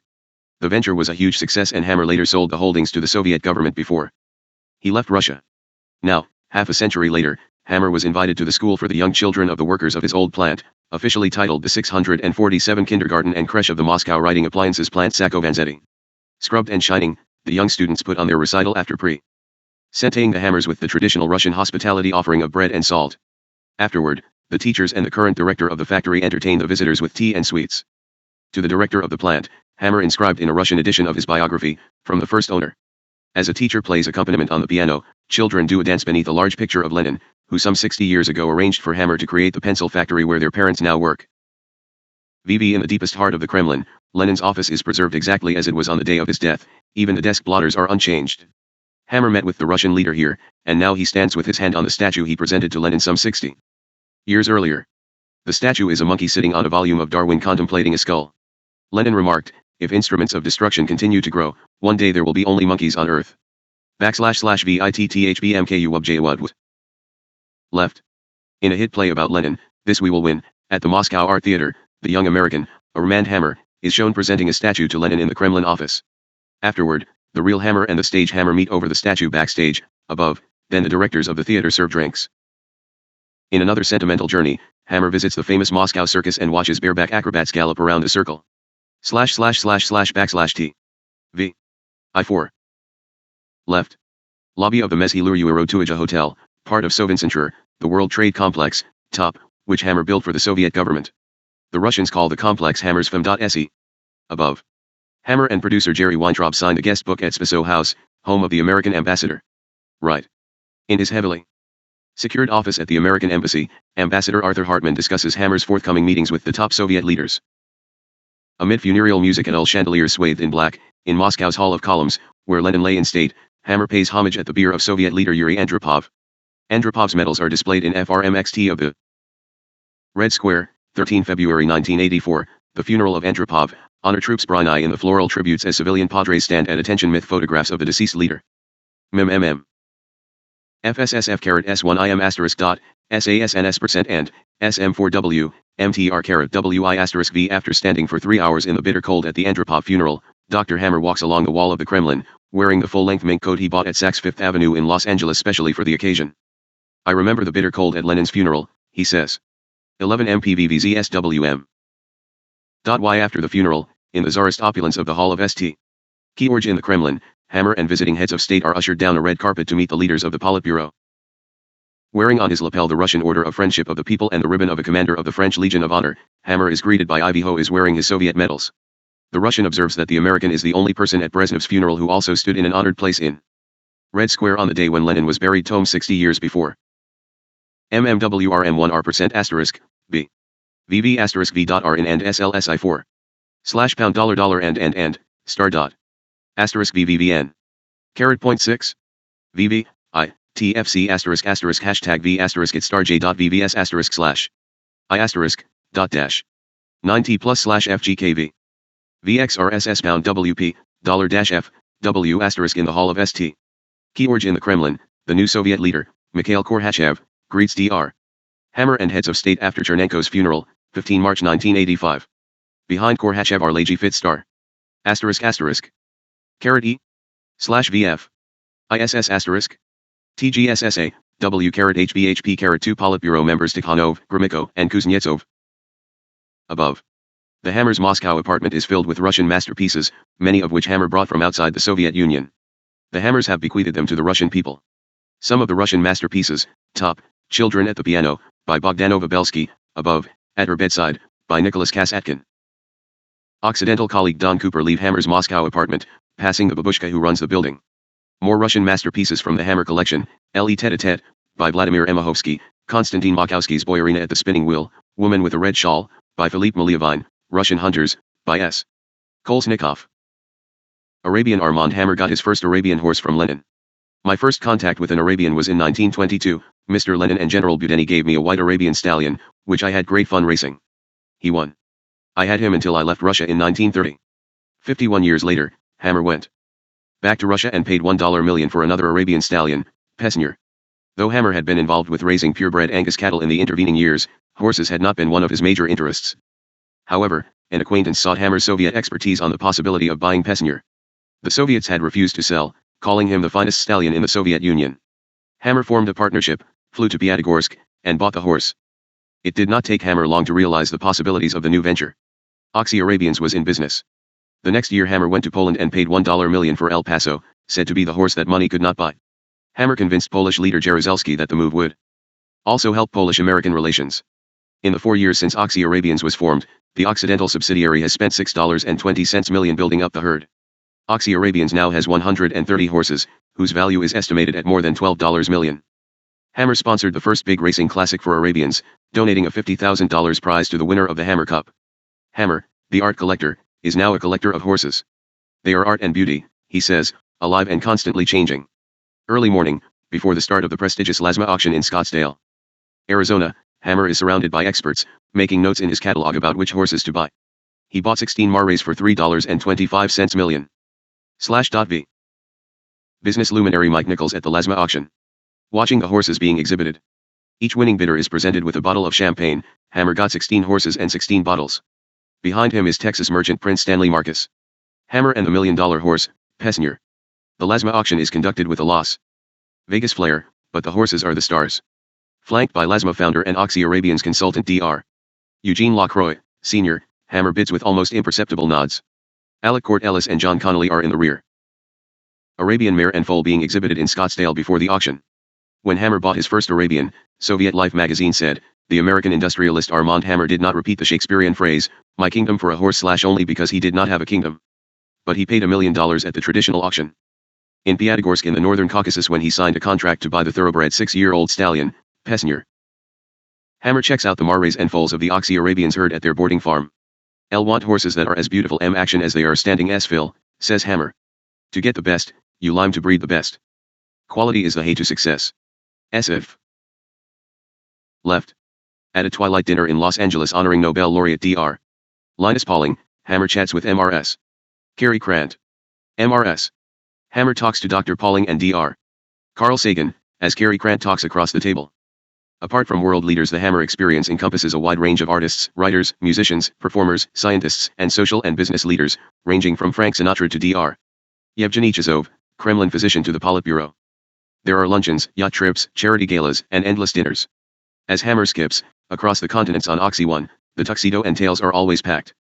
At a cocktail party in Beijing, the doctor holds hands with Jacqueline Kennedy Onassis. Ram aboard Malcolm Forbes's yacht, Highlander, Dr. Hammer sits between Barbara Walters and the host at the start of Forbes's annual 4th of July cruise, around Manhattan to view the fireworks. Clockwise, from left. Architectural Digest editor page reuse beams at a party at the Hotel Bel Air in Los Angeles as Dr. Hammer embraces his old friend Baron Hans Heinrich Thiessen-Bornemisza. Medias are John Kluge and his wife, Patricia, chat with Mrs. Hammer. Dear Abby, Abigail Van Buren, left, with Dr. Hammer and Occidental board member Rosemary Tomich. At a charity concert at the Universal Amphitheater in Los Angeles, the doctor talks with host Frank Sinatra. Aboard Malcolm Forbes's yacht, Barbara Walters and economist Alan Greenspan ask Hammer for information about the Soviet Union. 1 March 1982, after visiting the Piper offshore drilling rig on the North Sea, Hammer visits his friend, Stanton Avery, the American label manufacturer, at Avery's Castle, Dunbeth, right, on the Scottish coast. Above, top. The host welcomes Hammer when the helicopter lands. Above. He ladies greet their husbands at the door to the castle. At Dr. Hammer's 86th birthday celebration in Beverly Hills, he is flanked by his good friend, the noted Russian cellist Slava Rostropovich and King Konstantin of Kris. Rostropovich, who had soloed with the chamber orchestra for the festivities, embraced his pal Armand, poured several vodkas, and closed the salutation with a kiss. In refutation of the old maxim, money can't buy happiness, 4 of the richest 70 in the world try to grin and bear it at Emigi, Dr. Armand Hammer, owner Kirk Orion, and the K has MQA host, the Samborni Misa, put on good works with other members of the President's Cancer Panel. Dr. Hammer visits a research team at UCLA, and is briefed by Dr.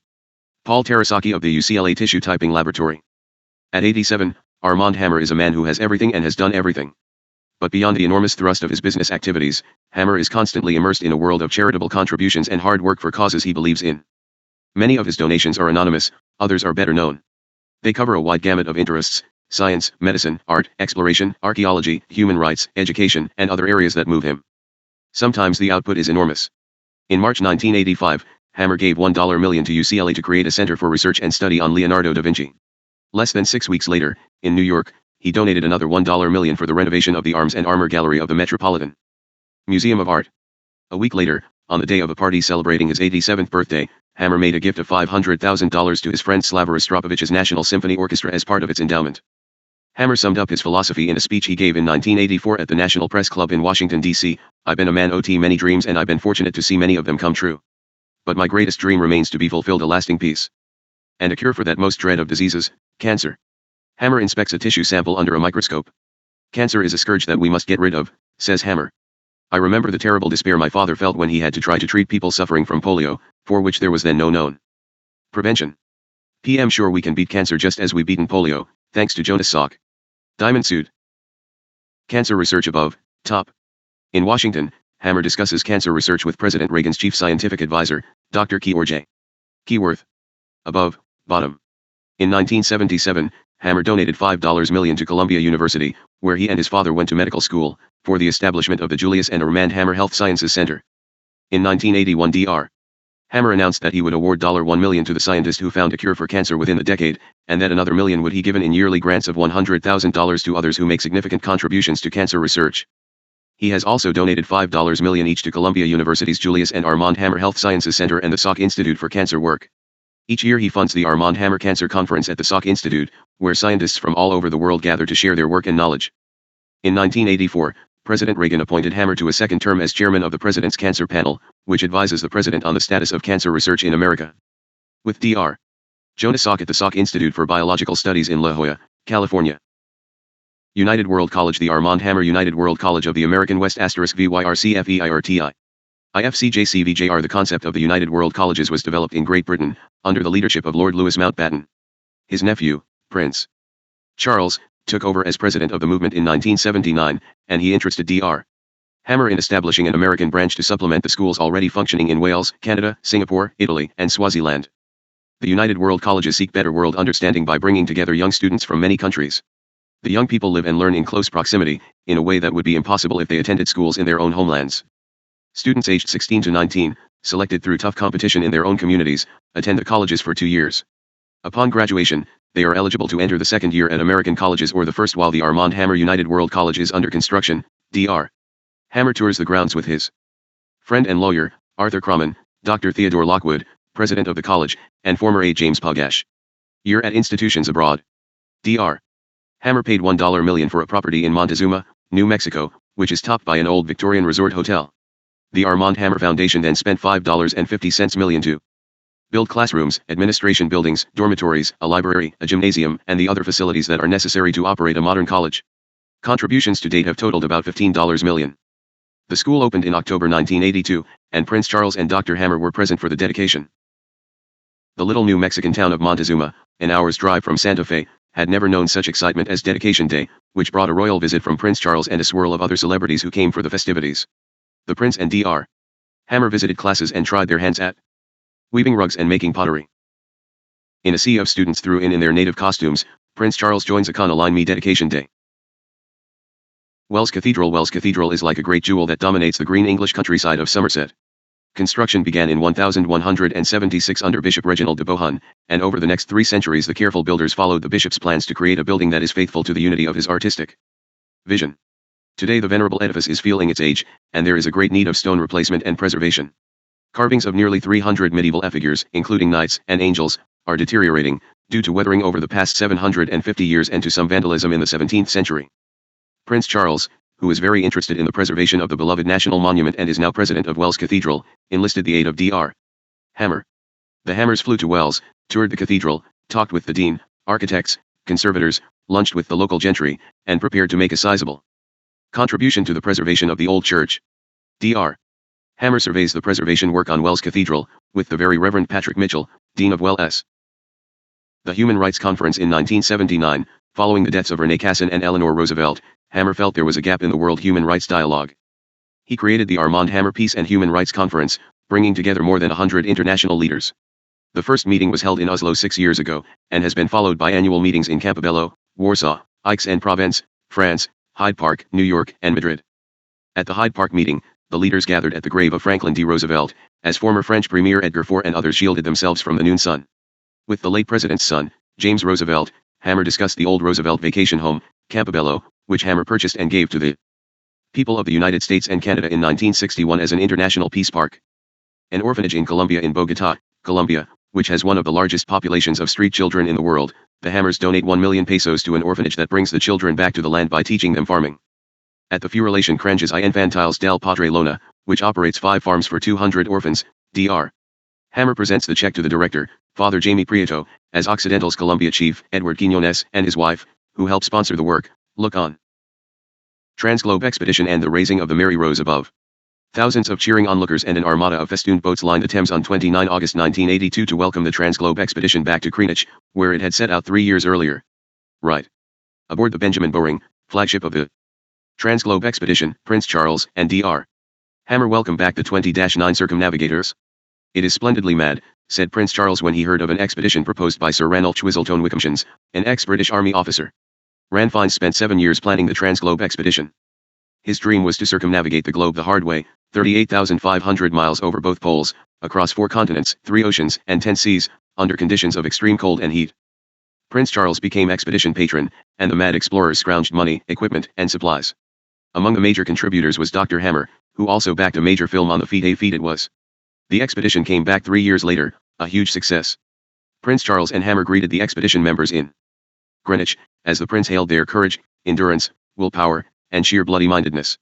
On 19 July 1545, a horrified King Henry VIII of England watched as the four-mast warship Mary Rose, with nearly 700 men on board, capsized while repelling an attack of the French Armada. The wreck mouldered for 437 years in the chilly waters of the Solent, off Portsmouth. Then beginning in the mid-1960s, a dedicated team of historians and marine archaeologists took on the task of locating and salvaging the Mary Rose. Once the wreck was exposed, it was a race against time to protect the boat and its contents from final destruction due to devastating tides, marine organisms, and accidental damage.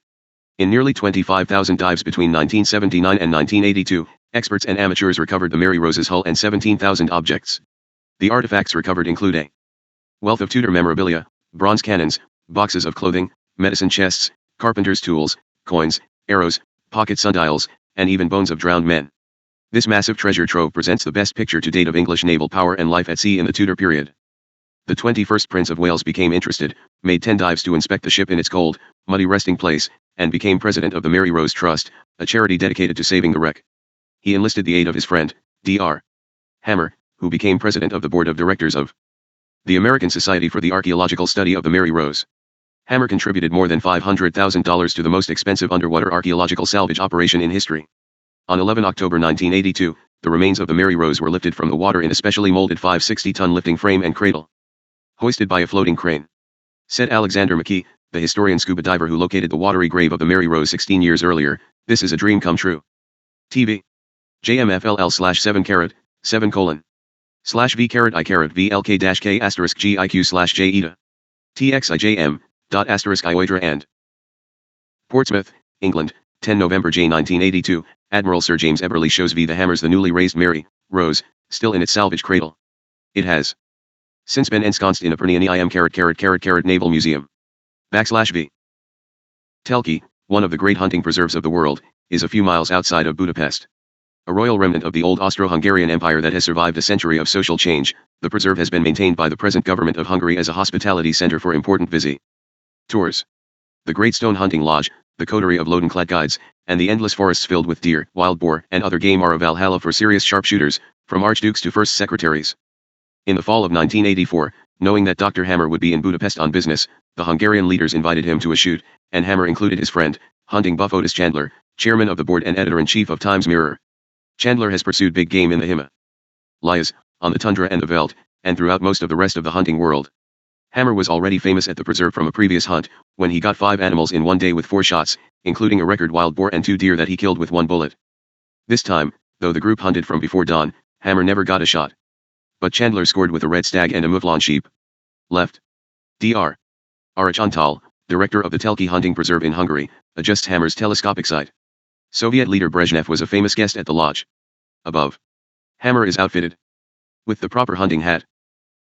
%1V %.1W55F3K *V F *M \P -.ILHHKJS hashtag 7V5SS *I YJTMF hashtag JRMJFL5 R FSR L #VJW hashtag JP F diamond suit T R P 40 T %RVV RV JP JT *3A SPUPC FAS.VV Posivtesfa dollar and pound I $/ G S %S5 pound V. Meanwhile, back at the lodge, after a hard morning in the wilderness, Otis Chandler displays his red stag as an attendant serves the traditional pear brandy to the famished hunters. /YW MN ISLR above. QYPSY violinists serenade Hammer at the Kaliksa restaurant in the Hilton Hotel in Budapest. Right. Hammer introduces Chandler to his friend János Kadar, first secretary of the Hungarian Socialist Workers' Party. Washington elite above, top. Hammer is greeted by the President of Austria, Rudolf Kirchschlager, and Vice President George Bush at an Austrian reception. Above. With House Leader Tip O'Neill at a Capitol party, and with former because Washington is the power center of America, Hammer commutes between the Capitol and Occidental's Los Angeles headquarters, sometimes 2 or 3 times weekly. From his office on Pennsylvania Avenue, Hammer confers with government leaders, sees visiting heads of state or their ambassadors, attends cocktail parties and state dinners, and appears before congressional committees. In the national capital he is a familiar figure. Frequently Hammer leaves Los Angeles in the early morning, flies to Washington for an important dinner, leaves directly for the airport, and boards Oxy 1 for Los Angeles. With the difference in time zones, he often makes it home by midnight. Attorney General William French Smith. Right. With the Reagans and O'Neills at a Ford Theater premiere that Hammer hosted. On 2 June 1985, Dr. Hammer made a $500,000 endowment to the historic theater. VR *V. IFLPIF FEV. Ma BBSM. High WFFMIW above, top. Host Hammer with Russian Ambassador Dobrynin and visiting Politburo member Vladimir Vasilyevich Sherbitsky, at a Washington dinner and hockey game that Occidental gave for the Russian delegation. Above. Hammer is awarded the Knight Commander's Cross by the Austrian Foreign Minister, Willibald Burr, at the embassy in Washington. Right. In Occidental's Washington office on Pennsylvania Avenue, the doctor confers with members of his staff, Executive Assistant Rick Jacobs, left, Washington Chief Bill M.C. Sweeney, President of Occidental International. Middle, and Communications Vice President Frank Ashley, right. After a hard day in the halls of government, the Hammer party takes a stroll through the cherry blossoms at the Jefferson Memorial. An empire of art. Armand Hammer is a fantastic human being, one of the most interesting and delightful men I have known. When he was young, he was a hero to the starving peasants in the Urals. In old age, he has become a hero to the covetous museum directors in the United States. His early life was spent converting rubles into dollars. His later life has been spent converting the profits which accrued into a collection every American museum would like to have. John Walker, Director Emeritus, National Gallery of Art, Washington, D.C. I've always liked to collect. I used to collect stamps, says Hammer, but pictures are something more than just collecting. You are connecting yourself with something that really is immortal, something that has survived all these centuries. You are preserving some thing for posterity. Paintings connect you with history. Hammer and his younger brother Victor began collecting Tsarist art in Russia in the 1920s and they have never stopped. Today, the doctor owns a controlling interest in the Hammer and Knoedler galleries in New York, as well as one of the world's most important private art collections. He gave one collection of old masters to the University of Southern California in 1965, and began a new accumulation of art. Today, the Armand Hammer collection is a remarkable assemblage of more than 100 American and European masterpieces that span 5 centuries. Hammer has collected paintings and drawings by French Impressionists, Post-Impressionists, and Old Masters, but he has also gathered works by Picasso, Chagall, and other modern masters, as well as by Americans from Remington to Wyeth. In 1976, Hammer began still in Dr. Hammer in the Nodeler Gallery in New York. Other collection when he purchased more than 4,000 lithographs by Honor Daumier and added to them original oil paintings, drawings, and sculptures by Daumier. He acquired Leonardo da Vinci's Codex Hammer in 1980, paying $5.80 million, the highest price ever recorded for a manuscript. The paintings and drawings do not hang in his home for his personal perusal. Instead, they constantly tour the world and have been exhibited in Tokyo, Moscow, Stockholm, Paris, Caracas, Madrid, Mexico City, Edinburgh, Beijing, Jerusalem, and 23 cities in the United States. The Hammers have bequeathed their drawings to the National Gallery of Art in Washington, D.C., and the paintings, the Daumier Collection, and the Codex to the Los Angeles County Museum of Art, where they will be housed in the Francis and Armand Hammer Wing. The doctor has been a benefactor of the Corcoran Gallery in Washington, to which he has made many donations, and he has been named a lifetime trustee of the gallery. He has contributed greatly to the restoration of the Jacques Martindre above. The Hammer brothers, Armand and Victor, at the Hammer Galleries in New York. The Russians gave me a big house to live in, but there were no furnishings, says Hammer, so I sent for my brother, Victor, who had studied art at Princeton, to come over and help me furnish my house. Victor went out and found he could buy works of art and antiques in commission stores for the price of ordinary furnishings. Our house became a museum, filled with paintings, French furniture, 18th century furniture, Aubusson tapestries, rugs, Sèvres china, beautiful silver, for all of which Victor paid a fraction of their value. And that's how I became interested in art. Museum in Paris, for this gesture, the museum's name was expanded to include the words Armand Hammer. He has also made donations to the Louvre, for which he received the Cross of the French Legion of Honor. The love of art and of exposing great beauty to as many people as possible is mixed with his joy in the chase. It's fun.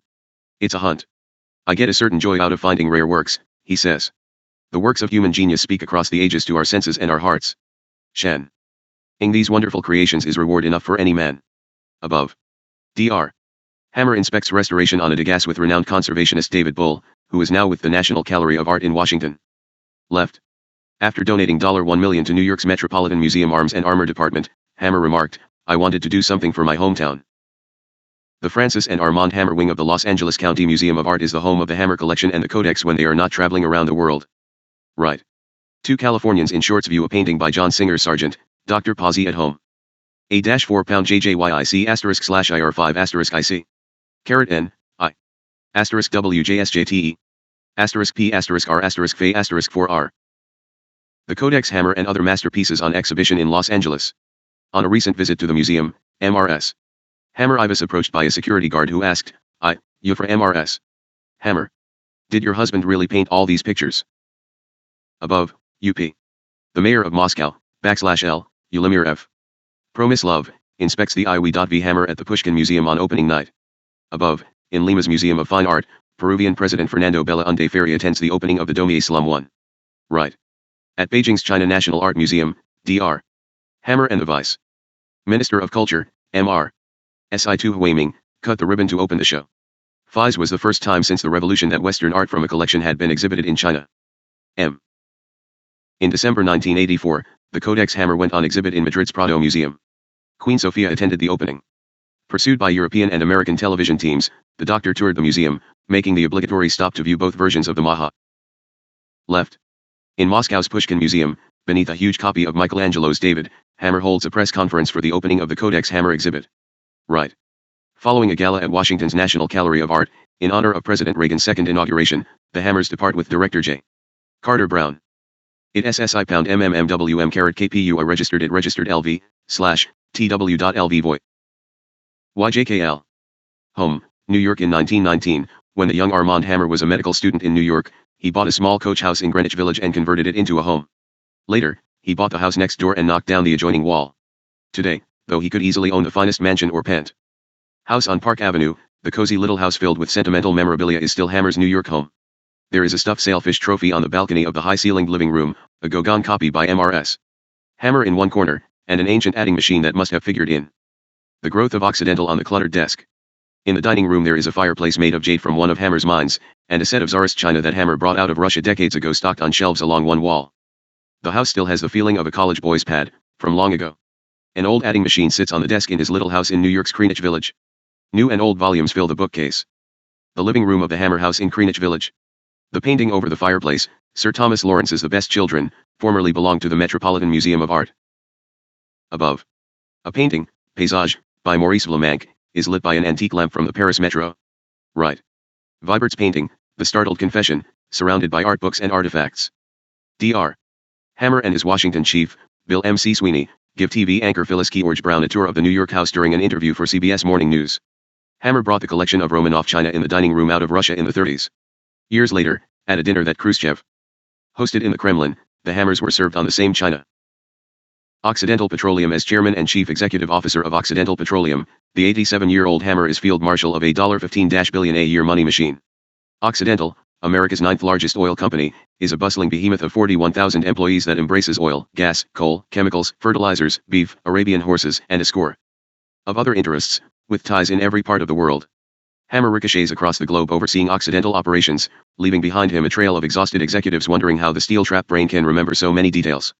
One day he is wearing a hard hat in Pakistan, checking a new oil strike.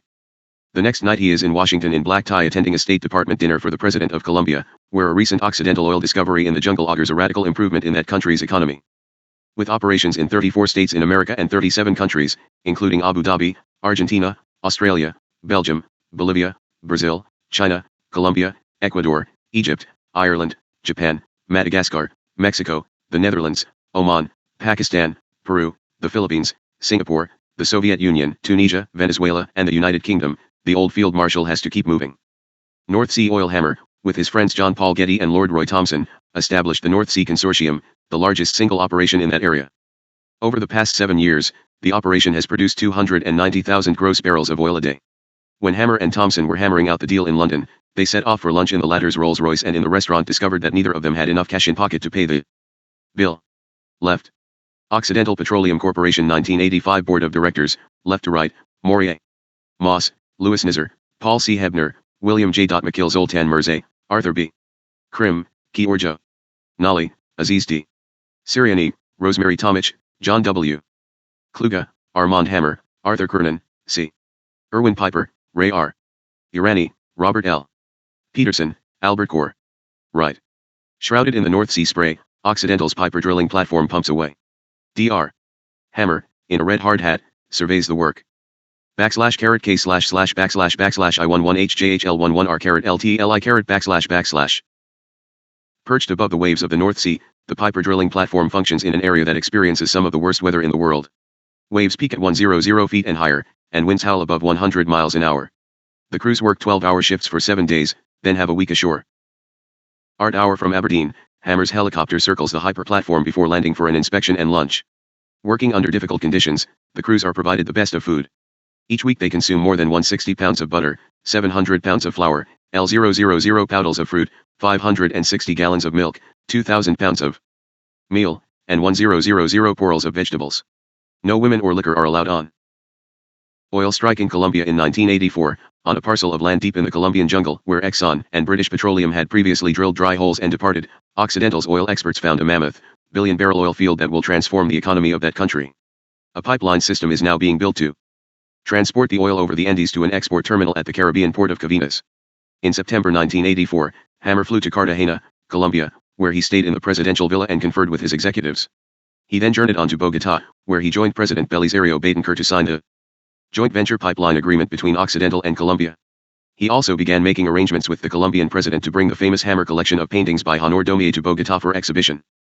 At the presidential holiday villa in Cartagena, Occidental drilling and exploration chief, Dave Martin, points to the discovery sites as he briefs Hammer on the billion-barrel strike. Colombia's Minister of Public Works, Dr. Rodolfo Segovia Salas, in the blue shirt, and, next to him, Occidental President Dr. Ray Irani, listen intently as Oxy's Colombian chief, Ed Quiñones, and Latin American head, Jim Taylor, spell out the details of the biggest oil strike in Colombian history. V*MNKRI/VV/// asterisk / K dash in R J V/V and Dr. Bogotá, 10 September 1984, surrounded by aides and executives. President Betancur and Dr. Hammer stride through the presidential palace TOS the pipeline agreement or the big ST. Me. J. Ecuador left. In January 1985, Hammer flew to Quioquil, Ecuador, to sign an agreement with President Leon Febres Cordero giving Occidental exploration rights to a large block of land in the country's eastern jungle region. The agreement was Ecuador's first step in 15 years to attract foreign investment to search for oil, a fundamental factor for The economic recovery of the country. This is an oily basin, and our bloc is favorably located, said Hammer. We expect to be successful. Venezuela right. In the presidential palace in Caracas, beneath a painting of Simon Bolivar, President Jaime Luzankai speaks through his interpreter with Dr. Hammer, Occidental Canaral Council Carol Stem, and American Ambassador to Venezuela George Landa. Asterisk pound MRSII dash caret cas caret caret M asterisk phi AJBSSSSHHKV, V dash, dot. MHWJS underscore caret J pound 3 TILIN, V slash backslash I comma H caret VS and underscore caret V. CAAWFY asterisk 1A, ILSSBF slash IJ1? K high 1. Early oil days in the oil fields of the San Joaquin Valley of California, where Hammer made his first big strike, the pumping units never. Big cattle at Ankeny Shadow Isle Ranch, outside of Scottsbluff, Nebraska, Occidental runs the largest herd of purebred black Angus cattle in the world, 4,128 head in the spring of 1985. Big coal dwarfed by a mountain of coal at the new Baltimore Export Terminal, Island Creek Coal executive Stoney Barker Jr., Hammer, Charles Kilmary, president of the Curtis Bay Terminal, and former U.S. Senator Albert Gore inaugurate the facilities on opening day.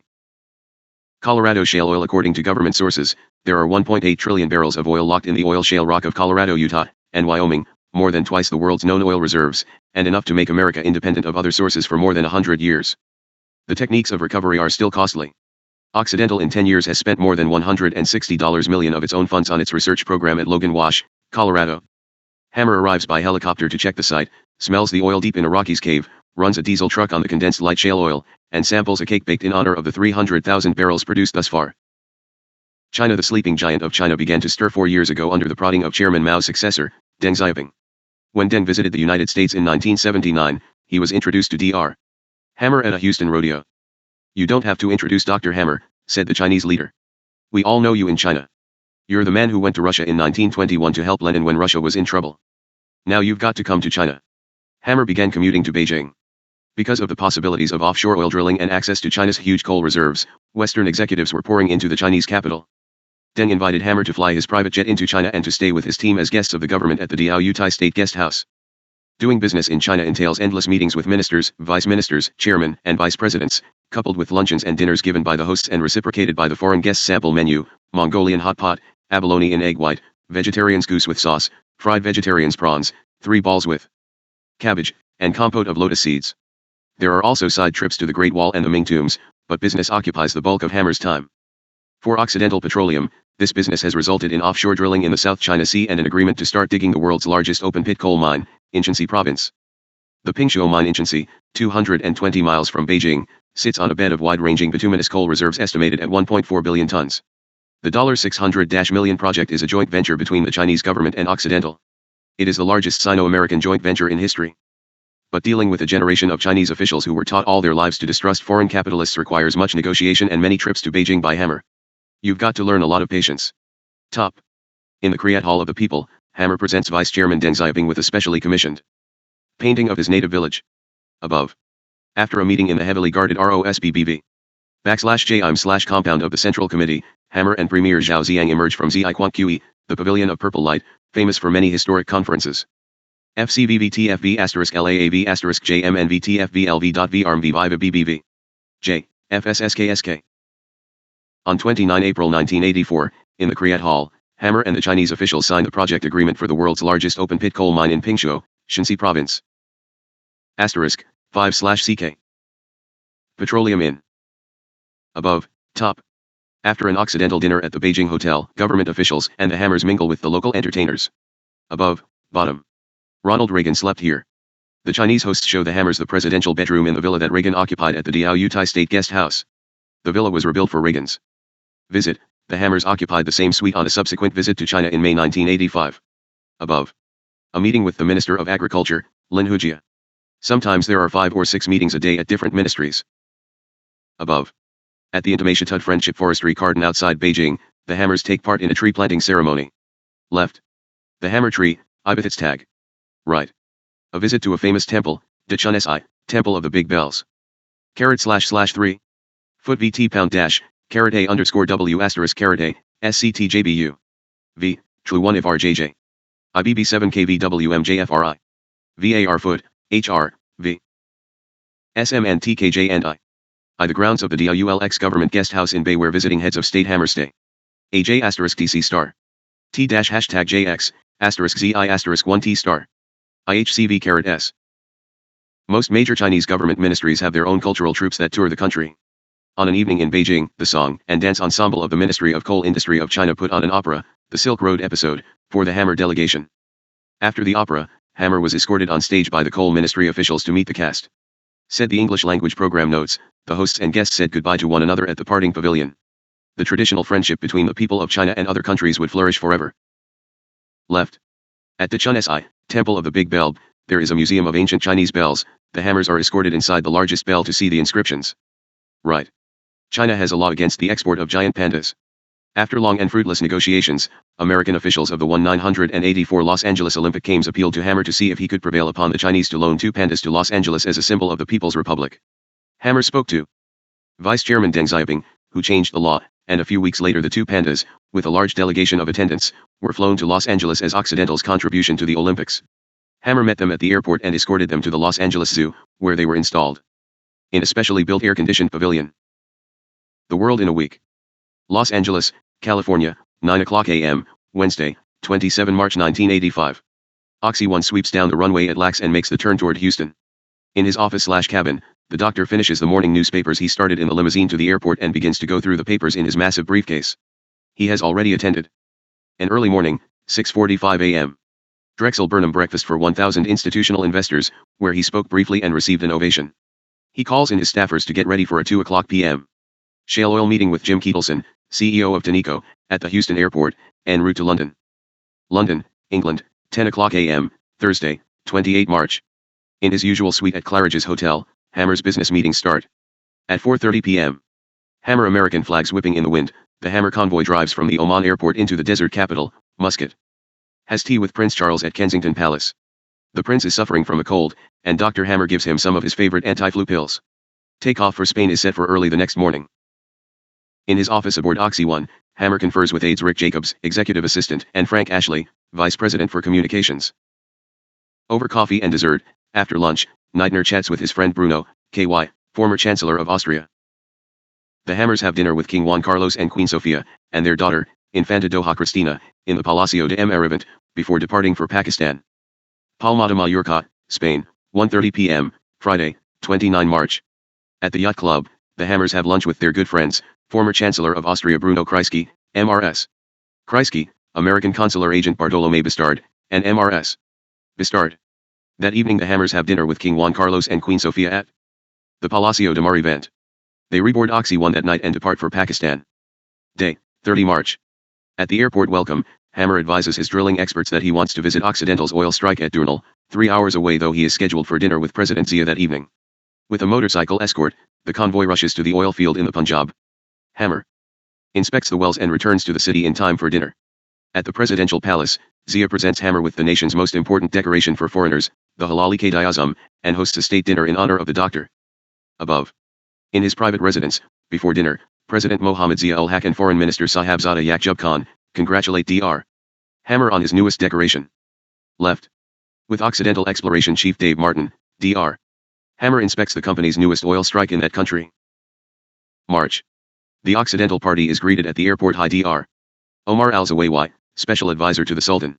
With American flags flying on the cars, Dr. Zawaywi escorts the Hammers and their entourage to his seaside mansion, where they will spend the night. After lunch, Dr. Zawaywi takes the doctor and the American ambassador to Oman, John Countryman, to the left. The Hammers are greeted at the airport by Dr. Omar al-Zawaywi, special advisor to the Sultan. Below. In a special pavilion on his estate, Dr. Zawaywi gives a dinner party for the American guests. $6, FC, pound our royal palace for a meeting with the Sultan, His Majesty Qaboos Ben Said, and the Minister of Petroleum and Minerals, said Ahmed al-Shanfari, in the twilight meeting at the Sultan's seaside pavilion. The 4 men sip tea and discuss business. Occidental receives important new oil concessions. That night, Dr. Zawaywi entertains at his home with a lavish dinner party attended by Dr. Zawaywi's brother, Qais Abdul Munam al-Zawaywi, the Deputy Prime Minister. Right. Waiting to see the Sultan. Oman's Minister of Petroleum and Minerals, said Ahmed al-Shanfari, confers with Dr. Zawaywi, Dr. Hammer in background. April. After breakfast at the American Embassy, Oxy 1 takes off for the United States. Washington, D.C., 4 p.m., Monday, April 1. 23 hours after taking off from Muscat, Oman, Oxy 1 lands at Dulles Airport, the doctor goes right to his office and to work. Washington, D.C., 12:30 p.m., Tuesday, 2 April. Dr. Hammer has lunch with President Belisario Betancur at the Colombian embassy residence. That night, he attends a State Department dinner in honor of President Betancur hosted by Secretary George Shultz. After dinner, the Hammers go directly 254 to Dulles Airport and board Oxy 1. Los Angeles, California, 11:30 p.m., Tuesday, 2 April. Oxy 1 lands at Los Angeles Airport, having flown 18,000 miles in 6 days. Hammer's chauffeur and bodyguard, Andy, is waiting with the mail. The Hammers go home. Above, top. Dr. Hammer and Dr. Zawaywi have coffee from a golden pot in the guest quarters of the Zawaywi estate. Above. Dr. Hammer and the American ambassador confer with the Sultan, Dr. Zawaywi, and Minister Shanfari. Right. Dr. Hammer catches a few winks as he waits on the palace grounds to meet the Sultan. Dr. Hammer makes R fool 5 foot H asterisk asterisk asterisk R asterisk MN underscore caret underscore asterisk I'm I asterisk P asterisk W key W hashtag VI62 FESTR asterisk N slash C on I registered lit asterisk dash FCN 44 EF asterisk MT% UJOKV IMR caret VC CFFJMR asterisk I hashtag 8JL 1979 asterisk V backslash VV fetch V asterisk I V 1 fit if C backslash LV M2G15 BKI7 V.S slash AI M backslash M asterisk Ephesus 5 caret dash % 5 TUEIA % FSKJSTM backslash TLCCCSSSPSI caret PR caret MLG caret Warrior CTP slash UY4R % asterisk V at asterisk JGG dot dollar and ZTR dot LEF lusk GV dot F dot Y asterisk commibs for dash WV S if LO tie F hoy dash backslash WVXFT dot pound P and Phi S class caret V fit asterisk asterisk SEP 6 VVS registered S asterisk WH1 asterisk 13 WMMMMV asterisk SSJJV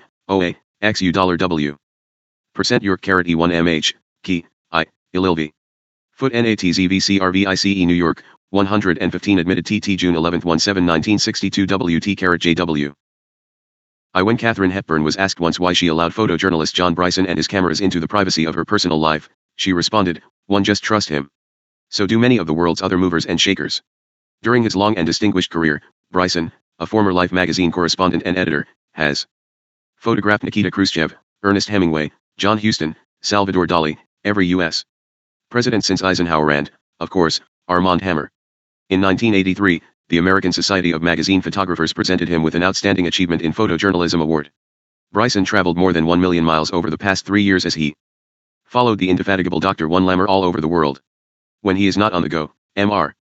Bryson lives in Malibu and New York with his wife, the actress Nancy Guild. 1 Harry N. Abrams, Inc. 100 Fifth Avenue, New York, New York. 100 It printed in Japan. Arthur Armand Hammer was the first American to do business in Leninsk, Russia. 60 years later, Hammer still meets with the Soviet leadership. Here, on 17 June 1985, he confers with Soviet leader Gorbachev.